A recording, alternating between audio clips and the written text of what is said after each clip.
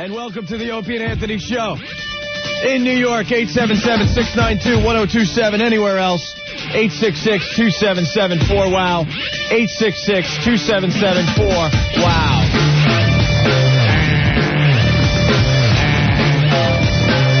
I don't have to tell anyone that this city is on edge. Oh, yeah. Our building was just evacuated. Well, I got a problem with Fire Marshal Earl right off the bat today. Isn't Earl great as far as being the fire? What is it exactly? I don't think it's marshal. He's the fire marshal of the floor. Of the floor when Pete, the engineer, isn't around. And Pete's not here today, so it's Earl's job to make sure the staff of WNEW, our radio show here in New York, is out of the building. Right, that everybody gets out of the building safe and sound, which means Earl should probably be the last person that comes out of the building, right? Yeah, so we're on the 9th floor, and we're preparing for our radio show. Hold on. Let me set it up here. And all of a sudden, Anthony and I are like, hey, what's all that noise outside the building? Yeah, a lot of noise. So we climb up and look out the window, the big, huge windows we got. Mm-hmm. Everyone is out of the building. Everyone except for our office. Yeah. And now there are fire trucks coming from all directions. I'm like, wow, there's something big going on down there. Yeah, I wonder what's happening. I wonder what's happening down there. Turns out to be our building. Yeah. I guess it was so scary that our sister station, which is upstairs, 1010 Wins. 1010 Wins, the news station here, fled. They fled. Dropped everything and ran. It was a ghost town upstairs. They just they dropped everything and ran, not walked. No, ran out of the building. Yeah, they did everything you're taught not to do and run. Right. Well, do you blame anyone at this point, you know? Not really. So then all of a sudden we're like, well, look at the crowd, look at the firemen, and we finally realize it's us. Matt Devote, one of the sales guys, he's on his cell phone calling us going, guys, oh, you're still there. I was calling hoping you wouldn't be there. Yeah. They've evacuated the building. What are you guys doing? And we're like, what? We had no clue. So then who ran into the office? Jeremy, I guess? Yeah. And then we found out that it's Earl's job to make sure we all get out of the building, and Earl's down, saving his own ass. Earl, what is your title? No, that's not true. What's your title? I'm like assistant fire warden. I don't know. Warden, that's it. Assistant fire warden. When Pete Johnson is not here, you then become the head fire warden. Right. So, I did say H-Nick. Hey.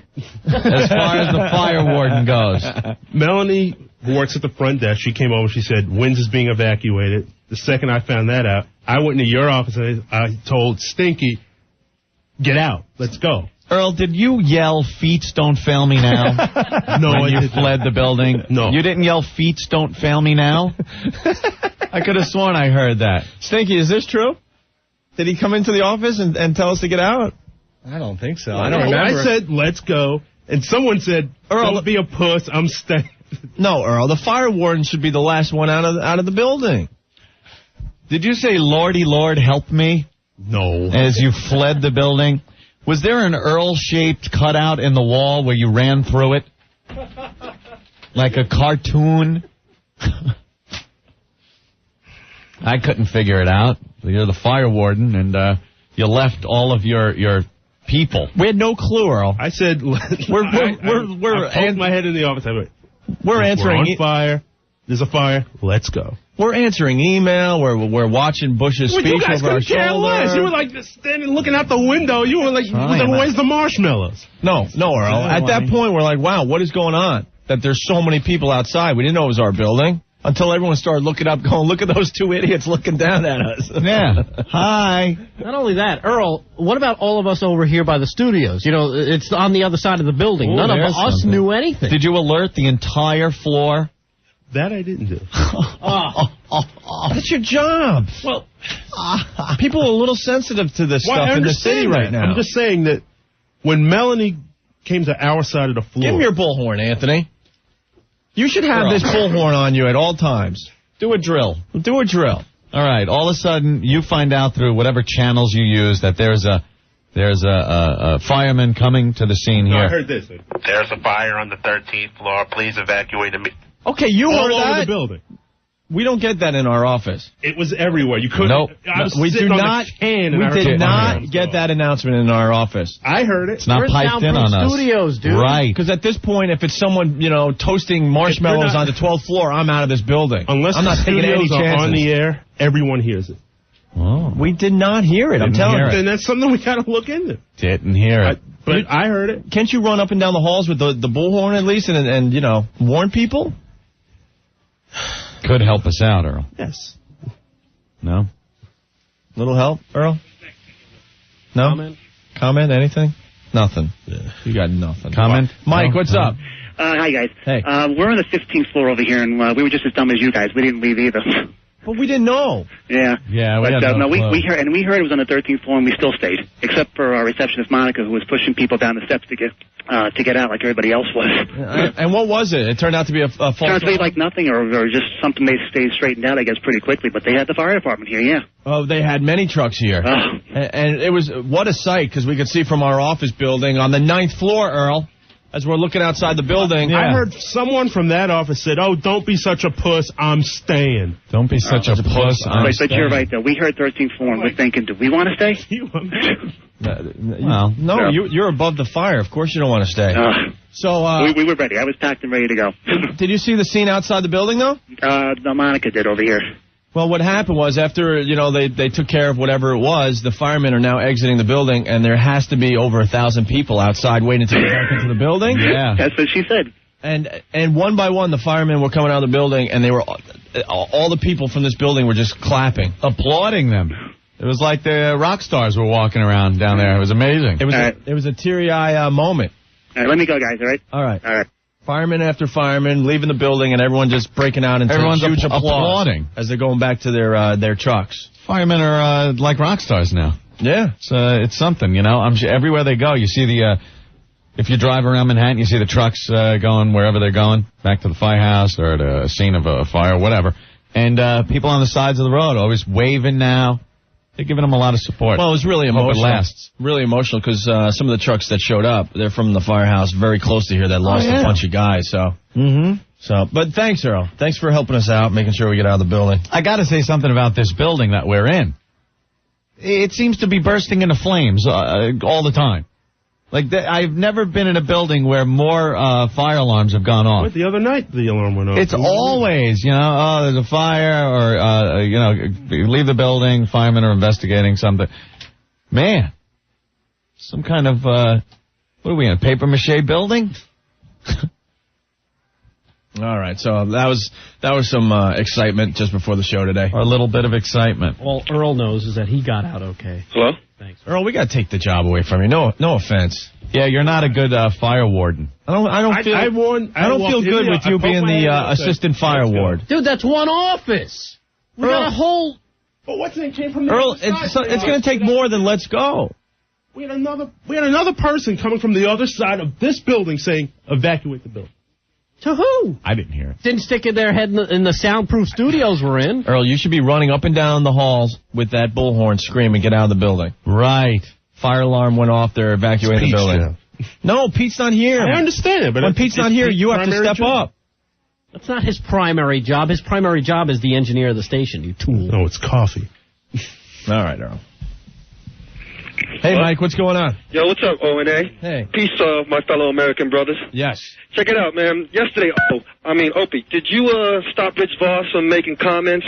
You know what I'm saying? Because I heard like Rich Voss talking about when talking to Earl. Voss wasn't in yesterday. Jeff Norris. Oh, Jeff Norris. Yeah. And I heard a comment about swinging from the trees or something like that, and I thought I heard you say to Norris, cut that crap out. Yeah, I did. And I really appreciate that, because my brother, he's in the military, and he had to ship out. And when you got all these 1/3 of the military is black brothers, and at a time like this, we need to be all connected. And I know your show gets down like that, but at this particular time, I appreciate that you did that, man. Well, it wasn't even, I don't know, because Ant and I are guilty of trying to have fun, but what it was it wasn't at all clever, so it was like, Norris, cut it out. Exactly. You're doing third grade really bad stuff right there. But he's going through some tough times, so. Yeah. All right, thank you, Mike. Thank you, brothers. Peace. All right. God, I got a website up someone gave me. Yeah? That has these video clips of what they do over there in Afghanistan. the Taliban. Oh, my God. I'm just watching. They fill their little stadium up with people, and then they go into the middle and kill their people. What? Public executions. They slit their throats. They shoot them. It's amazing. And this is real video? Yeah. Here's like an older... It's none of that fake faces of death crap? No, it's real stuff. Sounds like I'm watching a firing squad thing here, and there are two guys lined up in a firing squad. It looks like they didn't divvy it up equally. So one guy went right down, and the other guy is kind of still rolling around a little bit. Ugh. You want to give out that website? Awful. Let's see. Yeah, I guess so. No www, it seems. So it's just RAWA, RAWA3.hackmare.com. HACKMARE. Hackmare. So it's rawa3.hackmare.com. And then go to their movies. You got movies. Of the public executions. Public executions. An Afghan woman burnt by her husband. It's great stuff. Public executions. Refugee camps and the people mass graves in Kabul. Taliban uses cranes to hang men in public. Let me check that one out. Frank, you're next to the Opie and Anthony show. Despicable people. O&A, what's going on? Hey. Watching the speech last night like everybody else. Yep. Did you guys catch the puss that was on Hillary's face the whole time? Yeah, what was that about? She looked like she had something sour for lunch, dinner, breakfast, everything. Yeah. It's great that everyone's true colors are coming out through this crisis. Yeah. You know, and everyone noticed that she could care less that she was there while the president was speaking, trying to rally everybody to his cause. She's like talking to Schumer the whole time. Yep. When they're clapping, everyone else is clapping like this. Yeah. Really fast, and she's like, yeah, okay. Whatever. My roommate had a great line about what she was going through her mind while she was with that look in her face. Yeah. Bush Sr. got a war, Bush Jr. got a war, and what did my president get? Hummers in the Oval Office. Yeah. There you go. All right, guys, take it easy. Thanks, Frank. She's an embarrassment to this state. Yeah, it's a shame. I guess, it wasn't her event, so she felt... we got to be careful, though, man, because every time we trash Hillary, the email goes crazy that we don't know what we're talking about. Oh, really? We shouldn't talk politics, and we should shut our big mouths. Well, she's got her supporters. She did win. Tom, what's going on? Hey, how we doing today, guys? All right. All right, I just wanted to jump on the Hillary bashing wagon also. I was hoping to be the first one to bust her bubble. But she looked like such a effing smug-faced C on that TV, boy, I'll tell you. Yeah, I hope it comes out what her problem was last night. Yeah. Yeah. It looked like she had just got done kissing her husband, Chuck, after he was crumpet munching on her. You know what I mean? It was a very important speech last night, and she had to know that the cameras were going to be catching her in the audience. Yeah. Yeah, I mean, I told my wife, the only thing I could possibly think it was going through her mind was, my Bill could do it so much better. Yeah, I don't know. Clinton's happy he's not in office. Gore's happy he's not in office. I think they're all happy they're not in office, but I'm glad we got the guy in office that we have right now, because I think he's got the balls to step up to the plate and do the job. Well, we'll have to wait and see. So, and another thing on Rudy Giuliani, seeing as how Ant's a cartoon fanatic, what do you think about the Yabba Dabba Doo thing? Do you think he's been duplicated or what? Yeah, he's been duplicated. Definitely. He doesn't sleep, the guy. You just see him all the time. I think there's a few of them. He's everywhere. They've cloned the mayor. Yeah. Absolutely. So he could be everywhere. Yeah, you guys rock, man. Take care. All right, Tom, thank you. Thank you, man. Let's move on to Bobby. Bobby, what's up? O&A. Hey. You had the fireman right there. Earl had to just carry the kegs out to the truck. I didn't even think of that. Operation Infinite Beer was a success last night, by the way. Yes, with the help of Psycho Mark. He did what he said he was going to do. He got the beer in. Whoa, Earl, relax. Easy. Look at the face. I know, he's all bit. Earl, now you got to admit something. Oh my God! You weren't able to get the kegs down there, and Psycho Mark. Yeah, because he's laminated up to the wazoo. Of course he can get it in. T-minus 10 seconds before Earl loses his effing mind. What do you mean? See, I was smart enough not to go back the third time. John Rossi went. He goes, and he came back. He hates Mark as much as I do now. And he said, yeah, he's got all these laminates. He said he's like the Pope. What do you mean, press laminates? Yeah. Well, you have press passes. You got to know how to talk, Earl. Are you trying to say the Pope has a lot of laminates? Yeah, I have never seen the Pope with laminates. Pope walking around with backstage passes around his neck. Backstage pass to Godsmack. Yeah, he's got the VIP laminate. Yeah, he made a hat The special VIP, not the one that only gets you backstage. All access, mother effer. Right. The Pope has laminates. The Pope has laminates, according to Earl. No, I didn't say that. Somehow you said he had more laminates than the Pope. No, I said he was like the Pope. You think the Pope's people are handing out other backstage passes to the hose? So when he gives his little address up there, he looks down, you get me her, bring her back. Right. Look at the blonde up front, get her. Wonderful. All right, Earl. Put words in my mouth. Mark was laminates. I talked to Mark late last night. He was laughing openly at you. I could care less about Mark Walsh. Well, the guy, no, Earl, all I'm saying, I'm looking at the facts here. The guy came through He walked up to a barrier, said, hey, I'm with Fox. He had all these laminates. Mm-hmm. Let these guys in. What's the problem with Mark? It's a pain in the ass. That's what his problem is. What has he ever done to you? Yeah. Earl? I'm probably starting to get angry. Mark he always seems to be bashing you, but sometimes I gotta admit he's got reason. Yeah, no, I mean, like yesterday was just a Class A cluster F because he calls, goes, can we send it down, right? I'm like, okay, who do I see? Where am I going? I was like, fine, I'll do it. Where are we going? He gives me nothing to go with and then yells at me for not knowing. You didn't show the initiative that he showed in getting it there, though, Earl. Tell me where I'm going. Mark is a true American hero. I think Mark came through where you did It's a true American ass. He delivers keggers. Bobby's even getting some shots in at Earl today. Hey, okay, get an FU? What do you want? Yeah, go ahead. I could care less. I want to send out a big FU to Airport Express, who gave me double the work on a Friday. Well, you guys got some backup there, huh? Yeah. At least you have a job this Friday, Bobby. That's true. Man. Have a good weekend, guys. All right, man. Thanks. Oh, my God. Get a napkin. Get a napkin. We better take a break. Oh, my God. Opie, what did you do? Pete's going to kill me. I just poured coffee all over the board. Oh, no. What did you do? Are we going to start going? Oh, yeah. It's going to short circuit at any moment. Radio 101 right there, people. Oh. You don't ever hold your coffee over a board. At least it wasn't a total dunking. Did you see Looks like a couple of channels. What are those used for, Opie?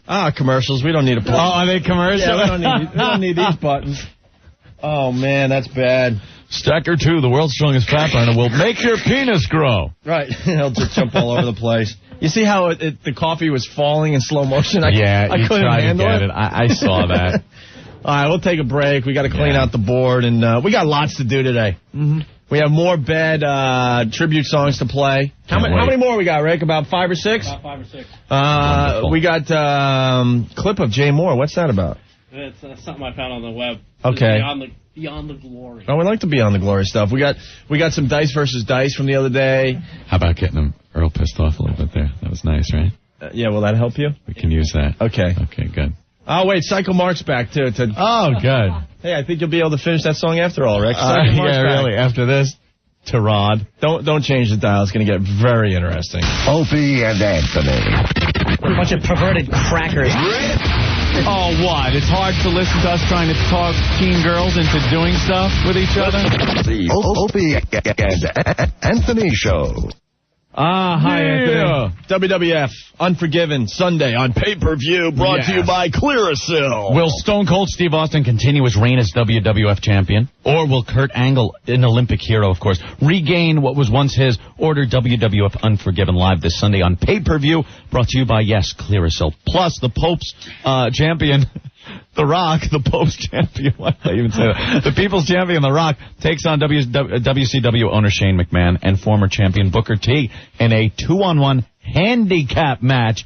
At stake, The Rock's WCW championship. Will Shane O'Mac and The Book be enough to take the title away from the Great One. And once an inseparable tag team, it's now brother against brother. Christian's jealousy of Edge's success has put these former 7-time tag team champs against one another for the Intercontinental title. Don't miss 1 minute of that. It's WWF Unforgiven pay-per-view this Sunday, 8 p.m. Call your local pay-per-view provider to order. Opie and Anthony.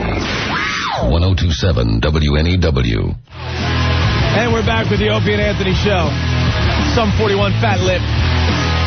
That's an happy song. That song's an happy song. Psycho Mark checking in. Mac, a lot of people confused. Every time we have Psycho Mark on now, people write us emails and stuff and say, why do you have Psycho Mark on the show? I thought you were pissed at him for suing you. Psycho Mark didn't sue us. He used to work for us. About a year ago, he got fired for having a couple have anal on the boss's couch during one of our Sex for Sam contests. And he got fired. We didn't want him to be fired. They fired him. His voice was still being used on this station.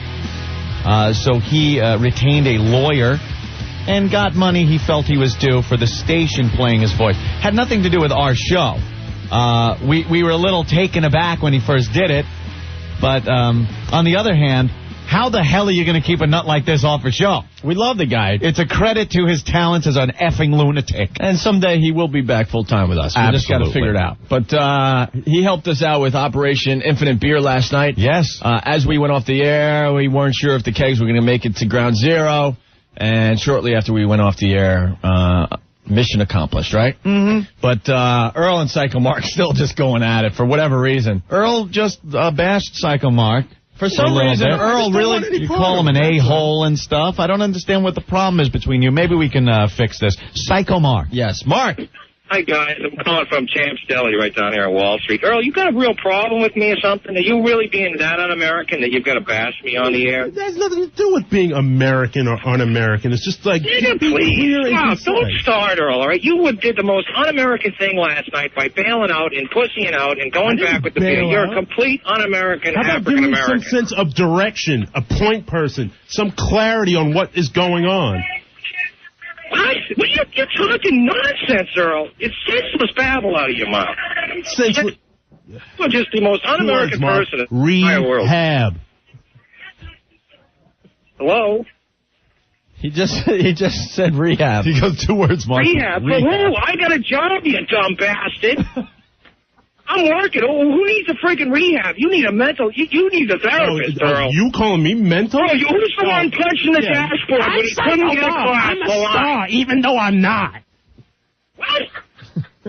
I just work a camera for Fox. Yeah, well, so what? I'm making more money than you dumb bastard. You've been there for 10 years, and you still got the same damn job. Yeah, but at least I know my worth, and I know my place. I don't pretend to be something that I'm not. A schoolyard. Your ass stinks just like everybody else's, Mark. That's why I have a job. That's why I've been moving up and working. Huh, Earl? Oh, you've done for yourself. You went from getting coffee at Fox to working a camera for Fox. Yeah, well, at least I wasn't looking to back up Scott Uni's handbag for 10 years.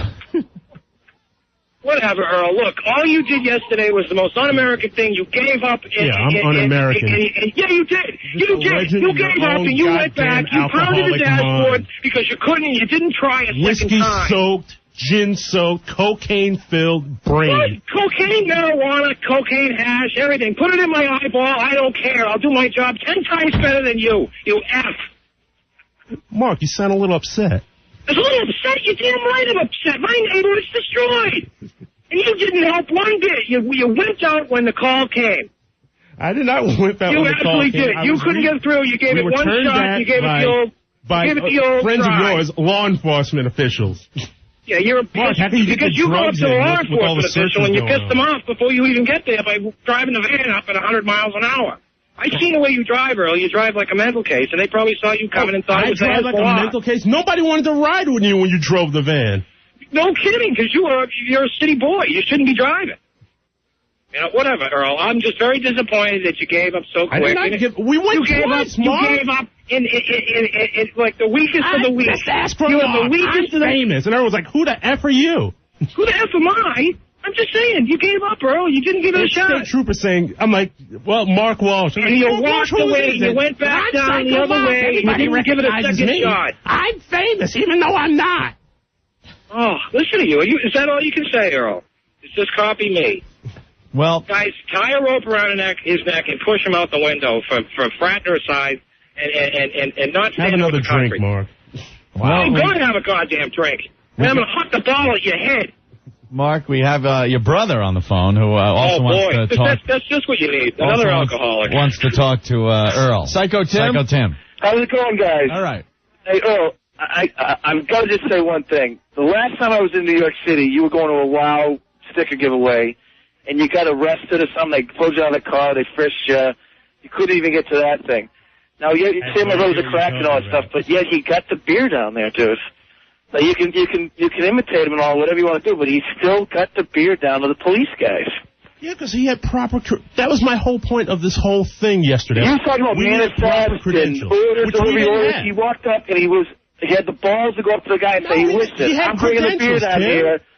He had credentials. He had proper credentials. He didn't have credentials. Stupid bastard.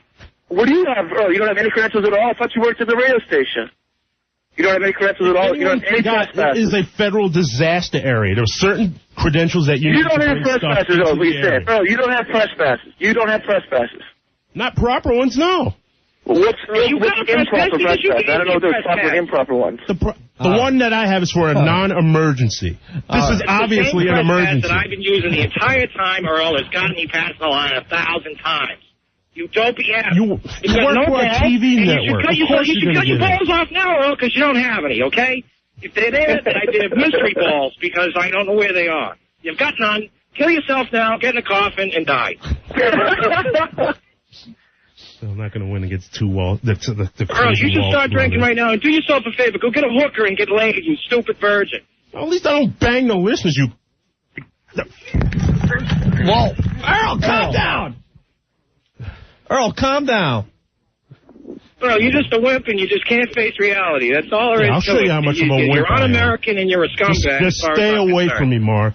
Okay, all right, fine. That's fine, Earl. I'll stay away from you. You know why? Because I'm down here in Ground Zero helping out. Just stay away from me, Mark, because I guarantee you someone will get injured, and it won't be me. Come on down. I'll push you under the Whoa. Earl, why did that comment bother you, the hooker comment? No, the hooker comment didn't bother. I'm trying not to get angry, that's all. Oh, yeah? No, don't forget I'm a little bit bigger than my brother is.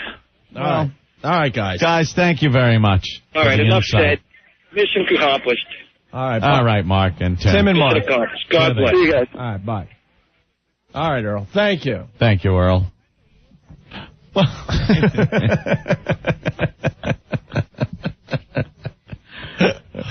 boy. All right. Are you all right, Earl? No, I'm not all right. What's wrong now? What you want to make you better? You all right? You have fun last night? Yes, I had fun last night. All right, Earl. Thank you, Earl. Thank you, Earl. Worked up, that's all. All right. Jim from Jersey writes on the instant feedback, Anthony. Yes. I heard about this, and I wish I saw this on TV. I was at the Flyers-Rangers preseason game in Philly last night. They put the speech on during the second intermission. Yeah. The president. And went to turn it off at the start of the third period. Yeah. But the fans went crazy and were chanting, turn it on, turn it on, turn it on. The Flyers organization turned it on, and 19,000 people watched the speech cheering and chanting USA. After the speech, both teams lined up for a handshake, and they called the game a 2-2 tie. Yeah. Nobody complained. It was the most amazing sports incident I ever saw in my life. Yeah, I heard about that. I don't know, that you go to a hockey game. You want to see some ass kicks. And then you want to, I don't know, like you want to watch the speech? You could have stayed home, I mean. That's what I'm saying. Right. Well, they needed to hear it. Glenn, what's going on? You were there? No, but yeah, I just wanted to make sure you guys heard about that. If the Philly fans don't want to see sports and they want to see the president, you know that this is pretty serious. It's very serious. Yeah. Philly fans don't mess around. Instead of seeing a Flyer Ranger game, wow. That if that doesn't prove how serious. Yeah, especially with Lindros on your team now. Yeah. Well, I'm an Islander fan, so I have my own hell. Sorry to hear that. All right, Glenn. Thank you. No problem. Late. All right, bye. Earl? Oh, man. All right. We're trying to move on from the Earl thing, but... Jerome, what's up? What's up, guys? Hey. I just wanted to say that I think it's kind of, Earl's problem. Or he's been having a bit of issues lately. Issues? Yeah, with the whole keg thing last night, and that he couldn't even mention to you guys that something was going on in the building. It's kind of, someone needs to go through therapy for that. Yeah, Earl, you want to talk to someone? No, I'm fine. You sure? I just have low tolerance for stupidity. It almost sounds like he's trying to cry, but not really, I think you shirk your responsibilities sometimes. No, I don't just shirk any responsibilities. You're the fire marshal warden guy for the floor, and we had firemen come into the building today, and you just left everyone to burn. I didn't leave everyone to burn. Yes, you did. You were out on the sidewalk. We're in the office wondering what's going on outside. You were Never mind. Then we looked out the window, you're right, when we heard all the commotion, wondering what was going on. Mm-hmm. And noticed everyone looking up where we were. Yeah. And then, you could say all the hows and whys about it, but, you didn't get that beer down there yesterday. You went I think twice. there were bigger issues going down there than whether or not beer is getting there. The mission failed. When you were in charge of it, we replaced you with Psycho Mark, and it got done immediately. Well, let's. The listeners want to try to calm you down. All right. Doug, what's up? What's up, guys? Hey. Who was the brain genius that made Earl the fire marshal? Yeah, Earl. Who made you the assistant? The assistant fire warden. Nothing in that decision. I think it was based on seniority. Hey, Earl, what grade did they teach you to become incompetent? Second, third, or fourth? Doug. What? Yeah, you say, I'm Doug from Springfield. Guess what? No one cares. Oh, really? Like everybody cares about you now? You think you're a tough guy, right? You hang up on me because I want to call through. That's the only strength you have? Call every show. Hey, and what about? I'm a big fan of the show. Goodbye. Yeah, he's a big fan of the station. What are you hanging up for, Al? Earl, why? I didn't hang up on you, Doug. No, Earl. Why are you running away for, Earl? I don't deal with losers. Why? Talk a little louder. Get a job, Doug. Take the sausage out of your mouth. Oh, I'll buy you a nice gal, Earl. Yeah, get a job, Doug. I do have a job. All right. And I do it a lot better than you do your job. I'll guarantee you, I'll come in on a Monday, and I'll do anything you could do better, which is nothing anyway, so. Come on, challenge is on. All right, I'll come in Monday, and I guarantee you, I'll do your job blindfolded better than you do Bring it on. Not that you do anything. Retarded Laverne and Shirley mean anything you do nothing. You got nothing. When they thought they could do a radio show? That's what you do? No, I didn't say I did. What do you do, pointing out an example, Doug. Sir, what do you do, sir? I'm in the promotions department. Promoting what? Nothing? Service director. That's an easy job, promoting nothing. Well, you lick a few envelopes. It's the only thing you do lick, but... Well, first of all, the interns do the wow mail. See, knowing nothing about the radio station, thinking that you... Why do you hate me, Earl? How come you hate me? I hate you. I just dislike you. There's a difference. Anger in your voice. There was a big difference. I just hate these Monday morning quarterbacks thinking that they know everything. Who's talking about football? What are you, crazy? Where are we talking about football now? It's a figure of speech, you ass. Be a football player now? It's a figure of speech. If you what about the figure of speech? Use that mask between your ears called your brain every once in a while, you would know what that means. Why do I want to be a quarterback? I didn't mention anything about playing football. I did play football, You're just stupid, Doug. Just admit that you're stupid. Just say it. I'm an idiot, and I'm stupid. Good lineman. You don't know it. You're just stupid, Doug.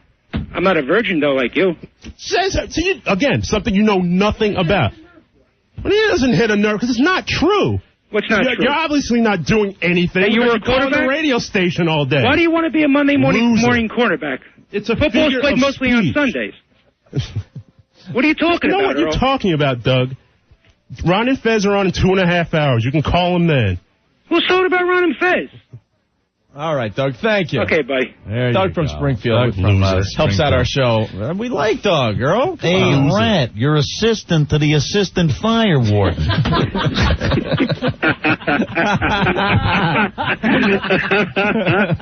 Hey, Chris, you're next on the Opie and Anthony show. Hey, what's up, fellas? Man. How you guys doing today, all right? Yeah, Earl looks like he's going to lose his mind any second. Hey, Earl, let me ask you a question real quick, all right? You can't hang pictures. You can't deliver beer, and you can't get people out of a supposed burning building. Don't you understand why you work there? Have you figured out yet why you work there, what your position is? Why don't you take a hit? What you're talking about? You have absolutely no. You don't have no clue. Hey, Earl, why don't you take a hint from South Park and change your name to Token? Oh, Earl. I don't watch the shows. I don't know what the deal. Oh. You should get a tape from the guys. You get it all figured out from them. All right, leave Earl alone. We like Earl. Yeah, what are you doing? Why is everyone calling up Earl and bitching him out? Oh, I love Earl. Because, wait, let me explain something. I can't we're trying to first of all, people are dying. People are dead. They're digging up dead. They're trying to get in food, supplies, and other things. They don't give a rat's ass about beer. I didn't have any credentials to be down there. We had no business being down there. You don't have any passes from We're just trying to prioritize things a little bit. We had no credentials. We had no point person. We had no. We didn't even know where we were going. And then the person who put this together gave us no clue on where to go. Earl, you got up to checkpoints. How do you get into other promotions? You have a press pass, don't you? Don't you show them the press pass and say, I'm Black Earl from the Opie and Anthony show? And they didn't give a rat's ass about it. Federal agents did not give a rat's ass about a show based in New York. You don't get it. It's a federal disaster area. This isn't a... I give up. All right. Ben, who's homesick today. Oh, Ben. Hey, Ben. How you feeling? A little bit better. Are you feeling better? A little bit better. Ben's lips turned blue in the office, so we sent him home. Ben, all of a sudden, out of nowhere, before the show, starts shivering in the office. He's got goosebumps. His hair is standing up. His lips are blue. And he's like sitting in his chair shaking. He looked like Robert Downey Jr. from Less Than Zero. Right. And no joke. I mean, I'm not even joking. Goosebumps, hair on his arm standing straight up, blue lips. Blue lips. And he's like shivering. And it was warm in the office. Even a sick Ben wants in on this one. Ben? Yeah, I have to say that out of the whole radio station, out of everyone there, I'm probably better friends with Earl and Mark than anyone. And when I tell you I've talked to both of these guys separately about this, I really think we're going to have a problem. They both want to, like, beat the crap out of each other. Mark is completely pissed. Earl's completely pissed. I really think we're going to have to keep them separated. I've never seen, especially Earl, ever like this. And I've pissed Earl off many a times, but never like I've seen him the last 24 hours. Yeah, Earl. Did you break anything in the last 12 hours? Yeah. Didn't he yell at Ben yesterday? Like he said, "Get away!" Yeah, I asked Earl to come to the party last night. I said, Earl, you gotta move on. And he screamed at me and said, "Get away!" And he was angry. And then Steve and Stinky tried to get him to go. And then finally, when I got to the party, Open Jeremy told me to call him, and we called him, and he said he wasn't coming. He had work to do, and I said, everyone wants you here, and he finally showed up. But I've never seen Earl like this, and I've known Earl a long time, longer than anyone there. So. All right. Thank you, Ben. See you later. All right. Bye. All right, we got to move on, Earl. You gonna be all right? I'm fine. One more, you're saying, Andrew? Hey, how you doing? Hey. Hey, how could a guy with no motion be in promotions? And Earl, I've heard your Sunday night show. You have nothing to crow about. Yeah, what's your profession? Don't worry about what my profession I'm asking, what do you do for a living? Okay, I drive a truck. But Exactly. All right, Next call, please. I make a lot more money than you, Earl. Yeah, lose. No motion. No one is going to beat that line today. We might as well go home now. Line of the day. How could you be in promotion if you have no motion? Okay, next road show, when everyone's asking me for a shirt. Yeah, exactly. Have a good weekend, guys. All right, Andrew. Take care. Bravo. That's too funny. Hey, Chuck, you're next on the O&A show. What's up? Chuck. Speak. Chuck? All right, we lost Chuck. Joe? Dopey ass. What? You there? You there? Hi, it's Joe. Joe, what's up? Hey, I got a new name for him. How about Affirmative Action Earl? Affirmative Action Earl? Earl, comment? Earl's been here for many years. We like Earl. Earl, don't lose it, man. Earl, take a deep breath.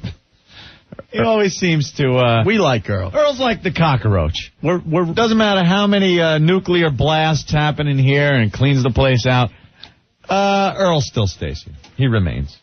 Lives on. You all right, Earl? I'm fine. Take a deep breath. We don't want you losing it today. Why does Keith the Cop want in on the Earl thing? We really have to move on. I don't want to see. I don't want to see Earl lose it today. Keith, I cannot think of one cop that if you pulled up with a van full of beer that would have said, "No, you can't get in." He just probably pulled up just like Earl always does. He probably says, Hi, how you doing? I'm with NEW, and the guy said no. Keith, I'm may I sorry. interrupt for a minute? Go ahead. First of all, I was not driving. Second of all, we fully explained our purpose there. And you weren't driving. You were probably sleeping like you do at every sticker stop. If I pulled up in a police car and saw you at a sticker stop, you were sleeping. We fully explained our purpose for being there, and it fell on deaf ears with You gotta work it. Psycho Mark works it. Every he worked single it, and he got it done. We pulled up on. They said, "No way are you getting into this area." You got to work. We worked it. What am I going to say? We worked it. All right. Thank you. All right, Keith. Yeah, I'm losing you guys. All right, I'll talk to you later. There goes Keith the Cop. No, we got to move on. Yeah. We spent way too much time on Operation Infinite Beer. All I know is the beer made it, okay? It was a success. Sorry to say it, but no thanks to Earl. Right there, Earl. You all right? I'm fine. All right. No, man. I'm pretty effing far from okay. All right, we got to take a break. All right. We really do. We'll be back. Opie and Anthony, it's the kind of show where you can feel up your sister, feel up your sister, feel up your sister. Opie and Anthony. You guys are awesome. It's like, I gotta listen to you. It's like a drug. Anthony, Optimum Online from Cablevision. Yeah, you want to be on the cutting edge of music, fashion, and technology? Come into The Wiz and get Optimum Online. When you install Optimum Online between September 22nd and October 8th, you'll receive a VH1 CD and CD holder while supplies last. Plus, you'll automatically be entered in the VH1 Vogue Fashion Award sweepstakes. You could win 2 tickets to a private VIP viewing party where you'll watch the VH1 Vogue Awards live on October 19th. Optimum Online, high-speed internet access that comes through your existing cable TV line, leaving your phone line free for incoming and outgoing calls and whatnot. Hurry into The Wiz, because your chance to get the VH1 gift certificate and entry into the VH1 Vogue Fashion Award sweepstake ends October 8th. Do more than you ever imagined, both online and off with Optimum Online. No purchase necessary. Sweepstakes runs September 22nd through October 8th, 2001. Open to New York, New Jersey, and Connecticut residents 21 and older. For a complete set of official rules and details on entry, see the participating. Go down to a participating Wiz location. The station for sports guys, Don and Mike, Opie and Anthony, and Ron and Fez is this station, 102.7 WNEW, New York. You're checking out the Opie and Anthony show in the New York area. You can call us at 877-692-1027. Hey, is that benefit, that star-studded benefit tonight? Tonight, yeah. And who's going to be... I don't understand how, like, they said all these entertainers get together, but it's people like George Clooney and stuff. What are they going to do? Like, you know, singers, I know, can come out there and sing. But what are they going to act? Like, what they're going to do is they're going to come out and make us all cry. Is that what this is all about? Oh, yeah. It's from 9 to 11 on every channel. Seems like every channel's going to cover it. So you're not going to be able to get away from this for another night. See, Andrew Dice Clay, I think he's a little pissed at us because... they took my idea. He called us and he wanted to do the radio thong. I have an idea. We get all the stations together and we have a radio thong. We love the guy, but he's insane. Because we're trying to tell him, Dice, they're doing this already. No, we do different. They're doing the telethon. Telethon. And then it's going to be on pretty much every radio station in America, so that's pretty much your idea already in the works. All the networks, HBO, Showtime, MTV, VH1, and a bunch of radio stations. So then after that, after this star-studded event with the creme de la creme of Hollywood, then Dice will put his together. That seems a little silly now, doesn't it? Yeah, we're going to have to get Dice on the phone today. They took my idea. Well, I got some Dice clips. Do we? Yeah, the serious Dice trying to get us all pumped to do this radiothon. Yeah. And Anthony and I are sitting here and thinking in the back of our head, wait, this is already happening. It's already in the works. Yeah, what is he doing? But before we get to that, Stockbroker Dave is calling. Come on. All right, there you go. Dave. Hey, Dave. Hey, boys. What exactly has been going on down on Wall Street? What's the feeling, and do you see any end to the bottom here? Does Stinky need an assistant? Yeah, not bad, huh? Well, there was a late rally though. I got CNN on and I saw it go from 200 to down only 140. Oh, we tested 8,000. I think 8,075.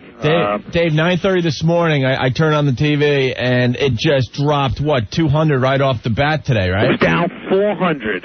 Yeah, but right away it was 200. Oh, right away. Oh, well, the futures were down 36. We came in knowing they were going to be down 200. They stopped for a second, and then they got slammed again.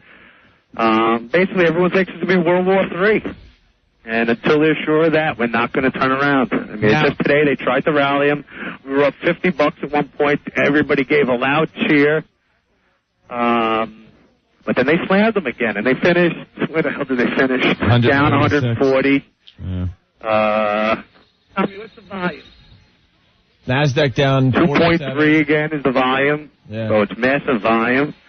But you're getting stocks here that are just 50% from what they were a couple of weeks ago. Yeah, Dave, that's what I'm talking about. If you're in this for the long term, there are all the, I guess the stocks that have been around for many years. You know, that I would think would be a great buy. And I can't agree with you more, but the bottom line is nobody has ever seen anything like this. Right, So to sit there and say what you're saying is common sense and logic and guaranteed you're going to make a lot of money, but right now, if anybody has an opinion, yeah, I mean, 'cause there are stocks that are way undervalued right now for what they're doing. I just can't agree with you more. I mean, and if pick a stock, give me a stock. If you take, all right, GE. Okay, GE is getting the ass kicked out of it. GE closed. Let me see what it did today.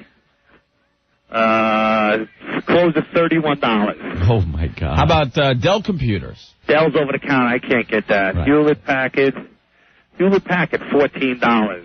Oh my God! Micron, $21. I mean, these stocks 2 weeks ago were twice as much.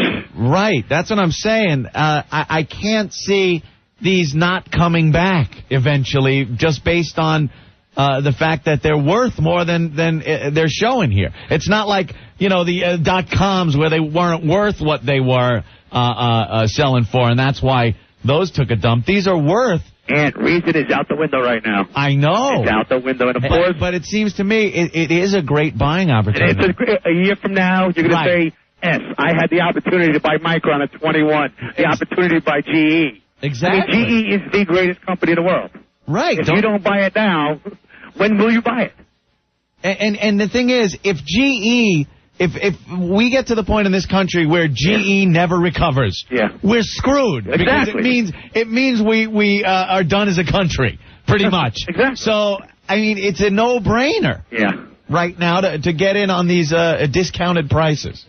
Dave, you seem kind of happy considering. Yeah, you must be happy. See me in 2 hours after 6 bong hits, 2 martinis, as many volumes as I can swallow. Anyone making money shorting this week? I'm sure they did. I mean, but there's specialists down here, 9 out of 10 have lost money. Yeah. If the firms are staying afloat, we'll deal with it. And that's the bottom line. But you got, Goldman Sachs it looks like it's split, a reverse split. I mean, it was, where's Goldman Sachs trading at now? So you got the employees there. It's $27. Hey, there's a guy that wants in on this, Mark. Mark, what's up? Hey, how you guys doing? All right. No, I was just listening here to Stockbroker Dave regarding GE.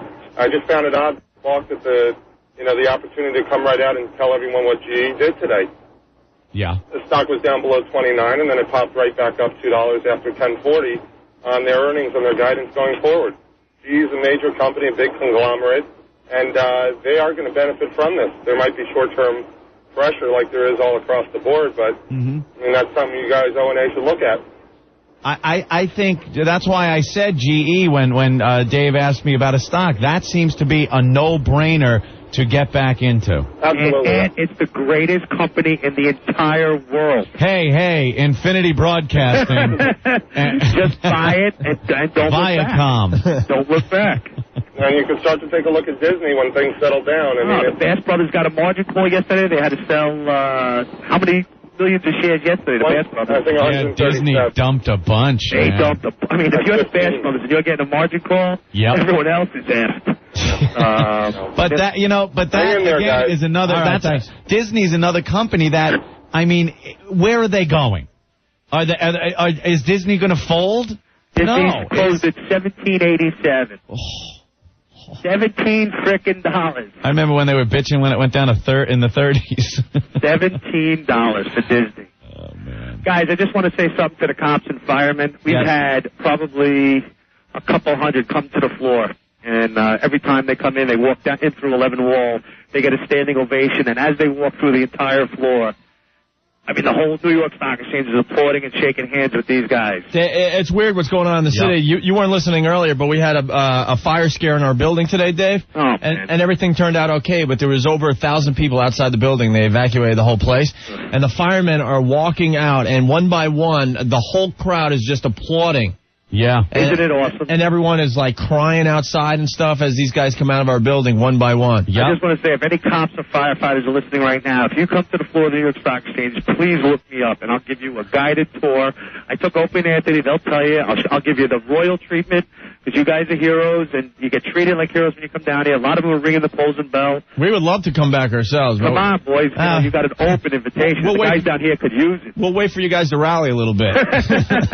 But my heart goes out to those guys. And, guys, please look me up when you come down to the floor of the New York Stock Exchange. All right, cool, Dave. Have a great weekend, brothers, and thanks for keeping everybody going. Thanks, Dave. Hang in there, right? All right, boys. Be well. Monday's another day. Love you, boys. All right. Bye-bye. Discounted stock prices. Look at the deals you're going to get, people. We're talking discounted stocks.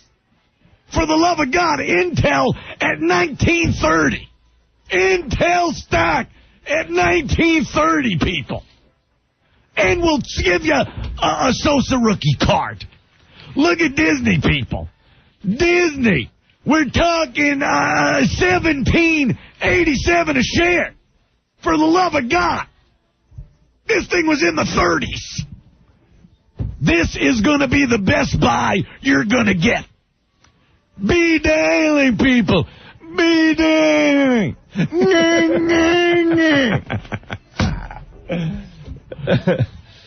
We'll give you the Michael Milken rookie card when he had hair. You're going to love it, people. You're going to love it. Nice. And we'll give you a whole Fleer Alan Greenspan set. The Alan Greenspan rookie card from 1,000,000 years ago. Guy's old, there's the joke. Philip Morris, tobacco, people. Start selling it to the children again. We need our money. Junk bonds, junk bonds, junk bonds, junk bonds. It's all junk. It's all junk now, people. Dive in. Dive in head first, people. Some of the best bargains on these stocks. Look at Walmart. $44.66. I'm out of my effing mind.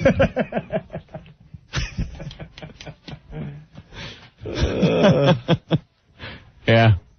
Wow. It's a great opportunity, I think. Maybe not right now. Hey, test it out a little more. I'll get online right behind you, my friend. Right behind me? Right behind you. You're first. God, you're first. You jump in. Itching. I'm itching too. You jump in, I'll follow you. It's looking.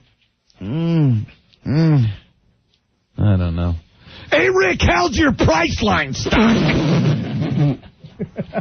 How's your Priceline stock?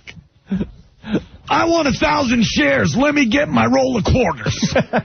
Let me get my roll of quarters. You're going to be able to buy so many shares. Open up your own stock market. We have it. Open up your own stock market. Be daily. Eric, what's going on? Hey, guys. How you doing? All right. Hey, listen, I bought a stock maybe 8 months ago. Yeah. It was like at about 150, then it split to about 77, 75. Uh-huh. It costs about 36 cents now. Oh, my God. What stock is that? Exodus Communications. Ah. Exodus, huh? Exodus. Make your own joke. Wow. Yep. That's telling. Oh, man. Exodus Communication, people. 36 cents. I just bought a cup of coffee. With what's left over, I'm going to get 100 shares at least. Is that an Afghanistan communication company? Yeah. Holy mackerel. Buy Afghanistan. Let's go to stockbroker. His cash just made an exodus, peeps. Let's go to stockbroker Tony. Tony! Guys, stop the madness, please. After 4 o'clock, I can't listen to this anymore. Talk about vaginas, wowing, boobs. Then the gynecologists call up and get mad. Look at you. Yeah, I know. This guy's been working all day. He tunes us in when he gets out. We're talking about stocks. We're talking about stock, people. He's trying to forget about his I call my office, and I'm like, I can't wait to put O&A on. I got to go now and fire a $2 million client. I just can't stand listening to them anymore. I'm on my way to a house. All right, Tony. Hang in there. Have a great weekend, all right? Lesbians, please, something. All right, we'll do something. Yeah. We want to play the Dice Club, actually. Yeah. Dice came up with this idea, the radio thong, called the show the other day. And got a clip of Dice being really serious, trying to rally the troops. And we're trying to tell them, Dice, the idea's already out there. They're doing it tonight. They're doing the telethon. It's going to be on all the radio stations. Telethon. But he didn't want to hear that stuff. But so Dice was getting really serious, and we decided to help him out with some music behind him, and then he couldn't take it. Yeah. So check this out from the other day. It's the greatest country in the world, and even though this thing happened in New York and in Washington, we are all connected, and that's what makes us the United States. And this thing that happened, in my opinion, in the greatest city, in the greatest country in the world, you know, has to be taken care of. You know, and I don't like when I hear people saying, you know, we were a great country. Let me tell you something. We were, we are, and always will be the greatest country ever. Yes, you know, bravo. And, you know, I just want to say this, and then we could talk about whatever you want, because, you know, I mean, you know what happened is awful, and I knew that the day or two after, there wouldn't be that many people listening. Right. You know, I mean, but you know what? I am from that city. You know that. I'm from Brooklyn, and stop playing the music. You know what I mean? Yeah. If you got to stop playing the music, really. I'm going to get mad. I think it's a nice background. You know, well, I'm having a hard time thinking when you do this. Dice, it's the national anthem. Yeah, we're feeling it right now. No, I'm just trying to say something to you. This is the one time I'm calling in, you know, serious, and you're jerking me around here. No, you know, I liked what you were saying, so we figured a nice background music for it. All right, well, shut it off. Anthony. Yeah. Anthony with the buttons. I don't have a button. I'm not playing this. What do you want? What do I got to give you, jokes? No. I'm not going to go into that now. I liked what you were saying. Continue talking about the filthy animals. All right, why can't they teach driver's ed and sex ed in that third world country? It's too hard on the camel. I mean, what kind of joke? There you go. What do you call a chink and a Jap driving around in a Trans Am? The Gooks a hazard. You know, I mean, what do you want? What's better than 10 fingers on a piano? 2 lips around my organ. We're not doing jokes today. You know what I mean? Oh, I like that. No, I'm just trying to talk about this thing. I'm hanging up. No, don't. I'm hanging up. I want to talk about this telethon. Don't hang. All right. Now you're going to be what? You know, you think it's a big joke. Yeah, no. You know, but you got all these kids out there. I'm not talking. I'm hanging up. No, Dice, don't hang up. I'm hanging up. You're getting me mad. It's almost over.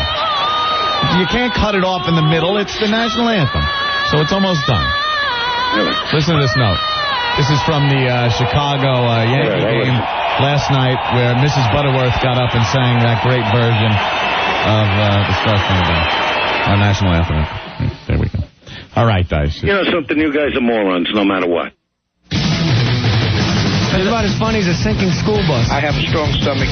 You guys made me blow chunks. Great!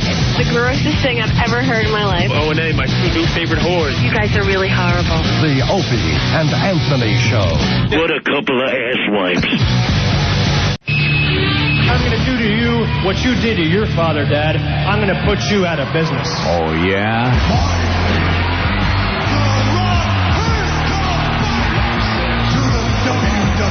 What? Huh? Monday night, November 5th at Nassau Coliseum.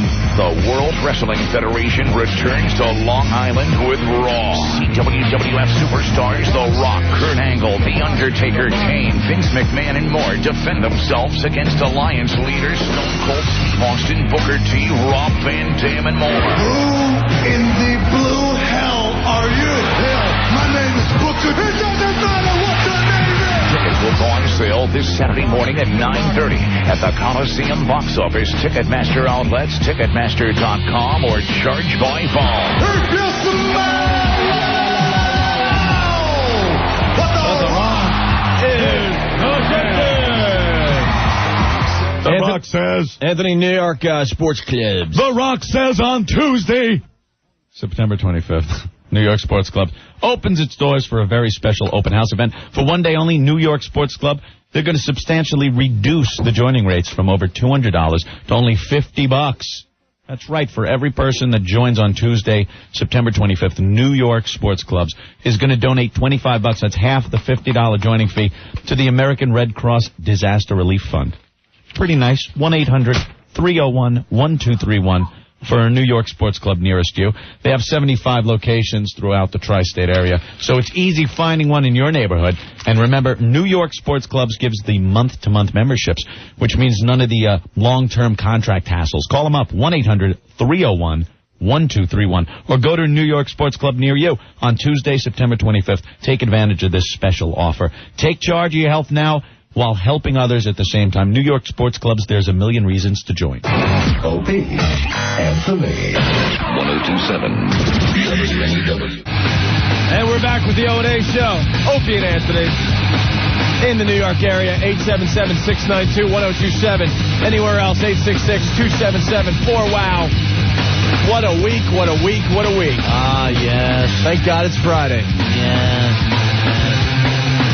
We got to start playing the bad tribute songs again, Anthony. I think Paul Mecurio's coming in from The Daily Show to help us out today. Yeah. Jon Stewart just poured his heart out last night. Ah, I know. Felt bad. It was pretty sad. Once again, thank you, John. I don't blame you. You know, I just don't want to be sad. I mean, I'm sad. I just don't want to be sadder anymore. More sadness. Everyone, the people that haven't been on TV live since it happened, they got to get their stuff out there, you know, their feelings and what's going on. And John, visibly upset during the Daily Show, which is live. You know, they do that live, don't they? Yeah. Yeah. So No. I'm sorry. They tape it. They tape that? Yeah, they tape around 5:30 or so. Oh, early? Yeah. Well, same day, though, right? Yeah. People were wondering what that website is quickly. If you want to see some of the atrocities that the Taliban over there in Afghanistan puts on its people, go to Rawa and the number 3, RAWA3.hackmare.com. There you go. We put that link on foundrymusic.com, but Steve didn't make it in today. Oh, we didn't? FOUNDRYmusic.com, our little website. So. And then you click on movie clips, and I just watched these people sawing somebody's head off. It's amazing. Yeah. Great video of the way they treat people over there. That government, that disgusting government over there in Afghanistan that will soon have a rain of bombs on them. Not soon enough, though. Hey, we got to go to the Highline, man. This is pretty cool. Hey, Mike. Yeah. It's Opie and Anthony, man. What's up, man? The guitarist from Stain checking in. That would be me. How are you, my friend? I'm doing well. How you guys doing? All right. We've been better. Yeah, I hear you. You know? I do. Where are you right now? I'm home, actually. Springfield area? Springfield area. Nice. Exactly. We miss Springfield. Come on, do you? Yeah, we did some things in Springfield ourselves. I remember you guys. You remember us from our Boston days? I do remember you from your Boston days. Yeah. I was a working scrub back then. What were you doing back then? I was an HVAC engineer. Come on, get out of here. I wouldn't lie to you. That's exactly what I did before I got into radio. Shut up. I was a tin knocker, man. Oh, really? Hell yeah. Right on. I'd install everything. The units, the ductwork. Give it to me. I'll install it. How many stitches you get from cutting yourself on sheet metal? No, see, that wasn't my deal. I would actually do the digital control system. Oh, service guy. No, I would actually I had a degree in engineering. I would design the stuff and sell it. Oh, wow, that's a nice gig. I was out there in the trenches, you bastard. Yeah, I did that too, though. I mean, I worked for a real small company, so Yeah. I would bid the job, get the job, design it, install it, service it. We did that too, but it was called a side job that our bosses didn't know about. Right, there you go. And they also didn't know they were sponsoring half the job, too. You got their truck out there using all the tools. What and the hell, you know? If why not? If some metal made it into the truck and made it to a side job. So this sure as hell beats being a tin knocker, huh? Tell me about How it. do you go from a tin knocker to one of the biggest bands out there now? Yeah. How does that happen? Yeah, what was your break? Everyone's heard of the luck I got into, but... Fred Durst. Come on. Yeah, he pretty much discovered you guys. Yeah, absolutely. Absolutely. Brought us to the right people and really gave us a shot. And, we just kind of took it. Yeah, but wait. But you had to get to Fred Durst. I mean, there's a million bands in the Springfield area. Mike was doing the installation of Essential Air at Fred's house. No, actually, we were gigging around a lot in New England, and Limp Bizkit, this is like right after $3 Bill came out, was doing a gig in Hartford, and some friends of ours in a band in Connecticut called up, in a band called Sugar Mill, called up and said, hey, man, we got this gig. You guys want to open for Limp Bizkit with us? And we're like, absolutely. And so it was pretty much through that meeting that, we hooked up with Fred, and, he gave us the opportunity to play, which we did that night, and we liked what we did. Mike, a little known fact, Anthony and I pretty much did the first interview with Fred Durst. Really? Swear to you, man. Yeah, when they were just kicking around. They were just getting some buzz with that song Counterfeit. Counterfeit, yeah. Yeah. And this was about the same time that we played with them. No really? And exactly. Anthony and I, this will bring back memories for us. We were doing this radio thing in Framingham, and Fred showed up. And hung with us that afternoon when we let the turkeys loose, Anthony. Yeah, I remember that. Yeah. And he was with us when we were pretty much getting attacked by our own listeners. They were throwing rocks, sticks, and ice balls at us because we scammed our audience that day. And any good listener should do. And he was pretty cool, It was weird because then as time went on and Biscuit just took off. One of the biggest bands in the world, right? It was like, God damn, man, why can't we get him now? We almost had him recently, but some politics played into it. But oops, got ya. Yeah. So what's going on, Mike? Nothing. I'm just really glad to be home. Yeah. And we've been on the road since like February. So we did a tour in February with Godsmack, another Boston band. Yeah. And that was great. Yeah, and, we know them well. Yeah, right on, of course. Hey, and I got to tell you, the new Stain album is my favorite. I'm cranking it every single day. Seriously, thank you, man. No joke, every day. I mean, every song on that album is amazing. Thank you, man. I think you got 4 or 5 more songs that can make the radio, no problem. Right on. Thank you very much. We were all happy with it when we finished it. I mean, it was kind of questionable when we were making it, but when we finally got it done, we all kind of sat down, looked at each other, and went, "Wow, man, this came out pretty good." And why was it questionable doing it? Oh, it wasn't. It was just the thing was when we went out to L.A. to record it, the songs were really just kind of in this like baby stage, and they really needed to grow and mature. And they kind of went through this growth process in the studio as we were recording them, and they just as things kept getting done and adding what we felt the songs needed, they just kind of took on a life of their own and turned up into what they are now. And but it was really there was a time there in the middle when we were just like, all right, is this, you get too close to what you're doing sometimes. Yeah, and then you listen to it 18,000 times over and over, and you go like, God, is this great or does it suck? You just start to question yourself, and you really lose sight of what you're doing sometimes. You really need to step away from it and come back to it. And there was a couple of times where we just took a couple of weeks and said, look, we need some time, we're going to come back to it, and we did, and when we finally finished it, I mean, I remember leaving Miami, we finished it right before Christmas last year, and coming home with a CD and listening to it on the plane and going, wow, I think this is a really good record. Do you think? It's being played everywhere. I mean, how does that make you feel? Some bands get, they're not into that. Others obviously are. But, I mean, in the New York area, there's got to be, 20 stations that are playing your stuff. It's crazy. I mean, the thing is, if people want to play it and people want to hear it, that's cool. I mean, I'd be lying if I said it wasn't weird that people say they hear us in between, like, Britney Spears and NSYNC, because that is weird to me.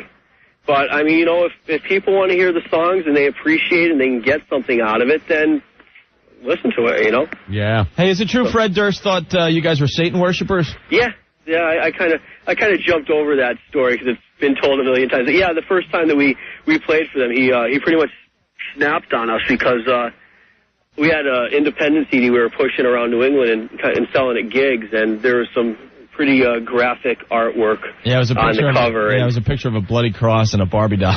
Yeah, stuff like that, and he took offense and threw across the bar. You guys are whack. Tried to have us thrown off the bill, and you put a greased naked woman on all fours wearing a dog collar. Right, that's cool. I'm down with that. The Bible thing, forget about it. Yeah, exactly. Right. Wow. How's this whole thing affecting the band as far as playing and whatnot? The shows have been great. I mean, the crowds just seem to get better and better, which is, I mean, man, we were even touring on the last record, Dysfunction. I mean, we were all, that had, pretty much achieved what we wanted. I mean, we're playing these, a couple thousand seaters, and the shows were always great, and it just seems to get better and better. Were you done? Were you done with the tour last Tuesday when this happened? The terrorist attack? We actually left New York about 3 days before it happened. We were in New York for the Video Music Awards. Right. And man, I could see the World Trade Centers from my hotel window. Yeah. And I was exercising that morning, and I heard something on the radio, and I didn't really know what they were talking about. I turned on the TV, unfortunately, in time to see the second plane hit. And I don't think I left the couch for a good 3 days. Yeah. Just looking for information. Information overload, man. Yeah, totally. I was an information whore. Just wanted it. And it was, it's just incredible to me, man. I can't believe that somebody has that much hate. Yeah. To do something like that. Yeah. It's very, very hard to believe, and really put us in a situation where we have no choice but to do what we're about to do. Yeah, I agree, man. We've got to make some kind of a statement. Have to. Yeah. There's nothing else that can be done. Some scary times for everybody. It really is, man. It's the thing is, there's just such an uncertainty in the future and what it holds. Whereas before all this happened, I mean, everybody was, you go to work, you do your job, you try to do the best you can, and, everything seems, at least on the surface, okay, and then you don't know that there's some psychopath out there plotting against you. Yeah. And these poor people that their biggest mistake was to get up and go to work that day. Right. And then the firefighters, same thing. I mean, they just tried to save these people, and it's just such a waste.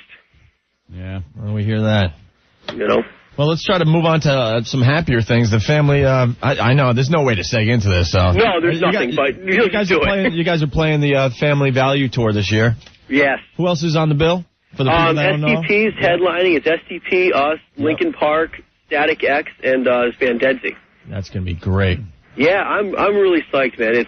It's so cool to be able to go on tour with bands that you're actually a fan of, too, and look forward to going out and watching. And we've been very, very fortunate to be on tour with a lot of bands like that. And, just to be on the same stage with STP is awesome. Those guys are amazing. When is the Family Value Tour hitting Boston? The 27th. Or is it in Worcester? Where is October, it? Yeah, it's in Worcester, October 27th. And tickets are going on sale, Saturday or something? Yeah, this weekend. I think tomorrow. Okay. Yeah. Hey, this guy has a question for you. Hold on. All right. Anthony. Yeah, what's up, man? You're on with Mike from Stained. Hey, what's up? What's up, Mike? How you doing? I don't have a question. I just want to say, I'm 22 years old now, and, I think if I look back on it, if I was a kid, 15, 16, if I had Stained then, I would have, made things, a little bit better, I look back on the songs you guys have now, and I can just, feel better, And Thank you. I hope they're helping you now, or, getting something. Well, yeah, I can look back on it, maybe I can, make sense of stuff, especially, songs like For You and stuff. Sure. Stuff even anybody, nobody has it easy growing up. I just think Stained now is kind of Life of Agony then. Right. I just think it's more direct now. Stained is, you guys just specific instances. It's just awesome, man. Thank you, man. I'm glad you appreciate it. Yo, douche or dressing? Later, guys. All right, thank you. Take it easy, Anthony. All right, Mike. Well, hold on. Let me get rid of him. Okay. There you go. Well, Mike, thanks for calling the show. We appreciate it. No problem, man. Hey, what's your favorite song on the album? Don't give me a hit. I'll play any song you want from the CD. Oh, boy. For 14 cities, my friend. For 14 cities. Well, actually, the new single, I mean, I'm not even just saying that's probably one of my favorite songs, Fade. Yeah. I really like that one. For you, the last track is really cool, Take It. I like Take It. Well, you tell me which one to play. I don't care.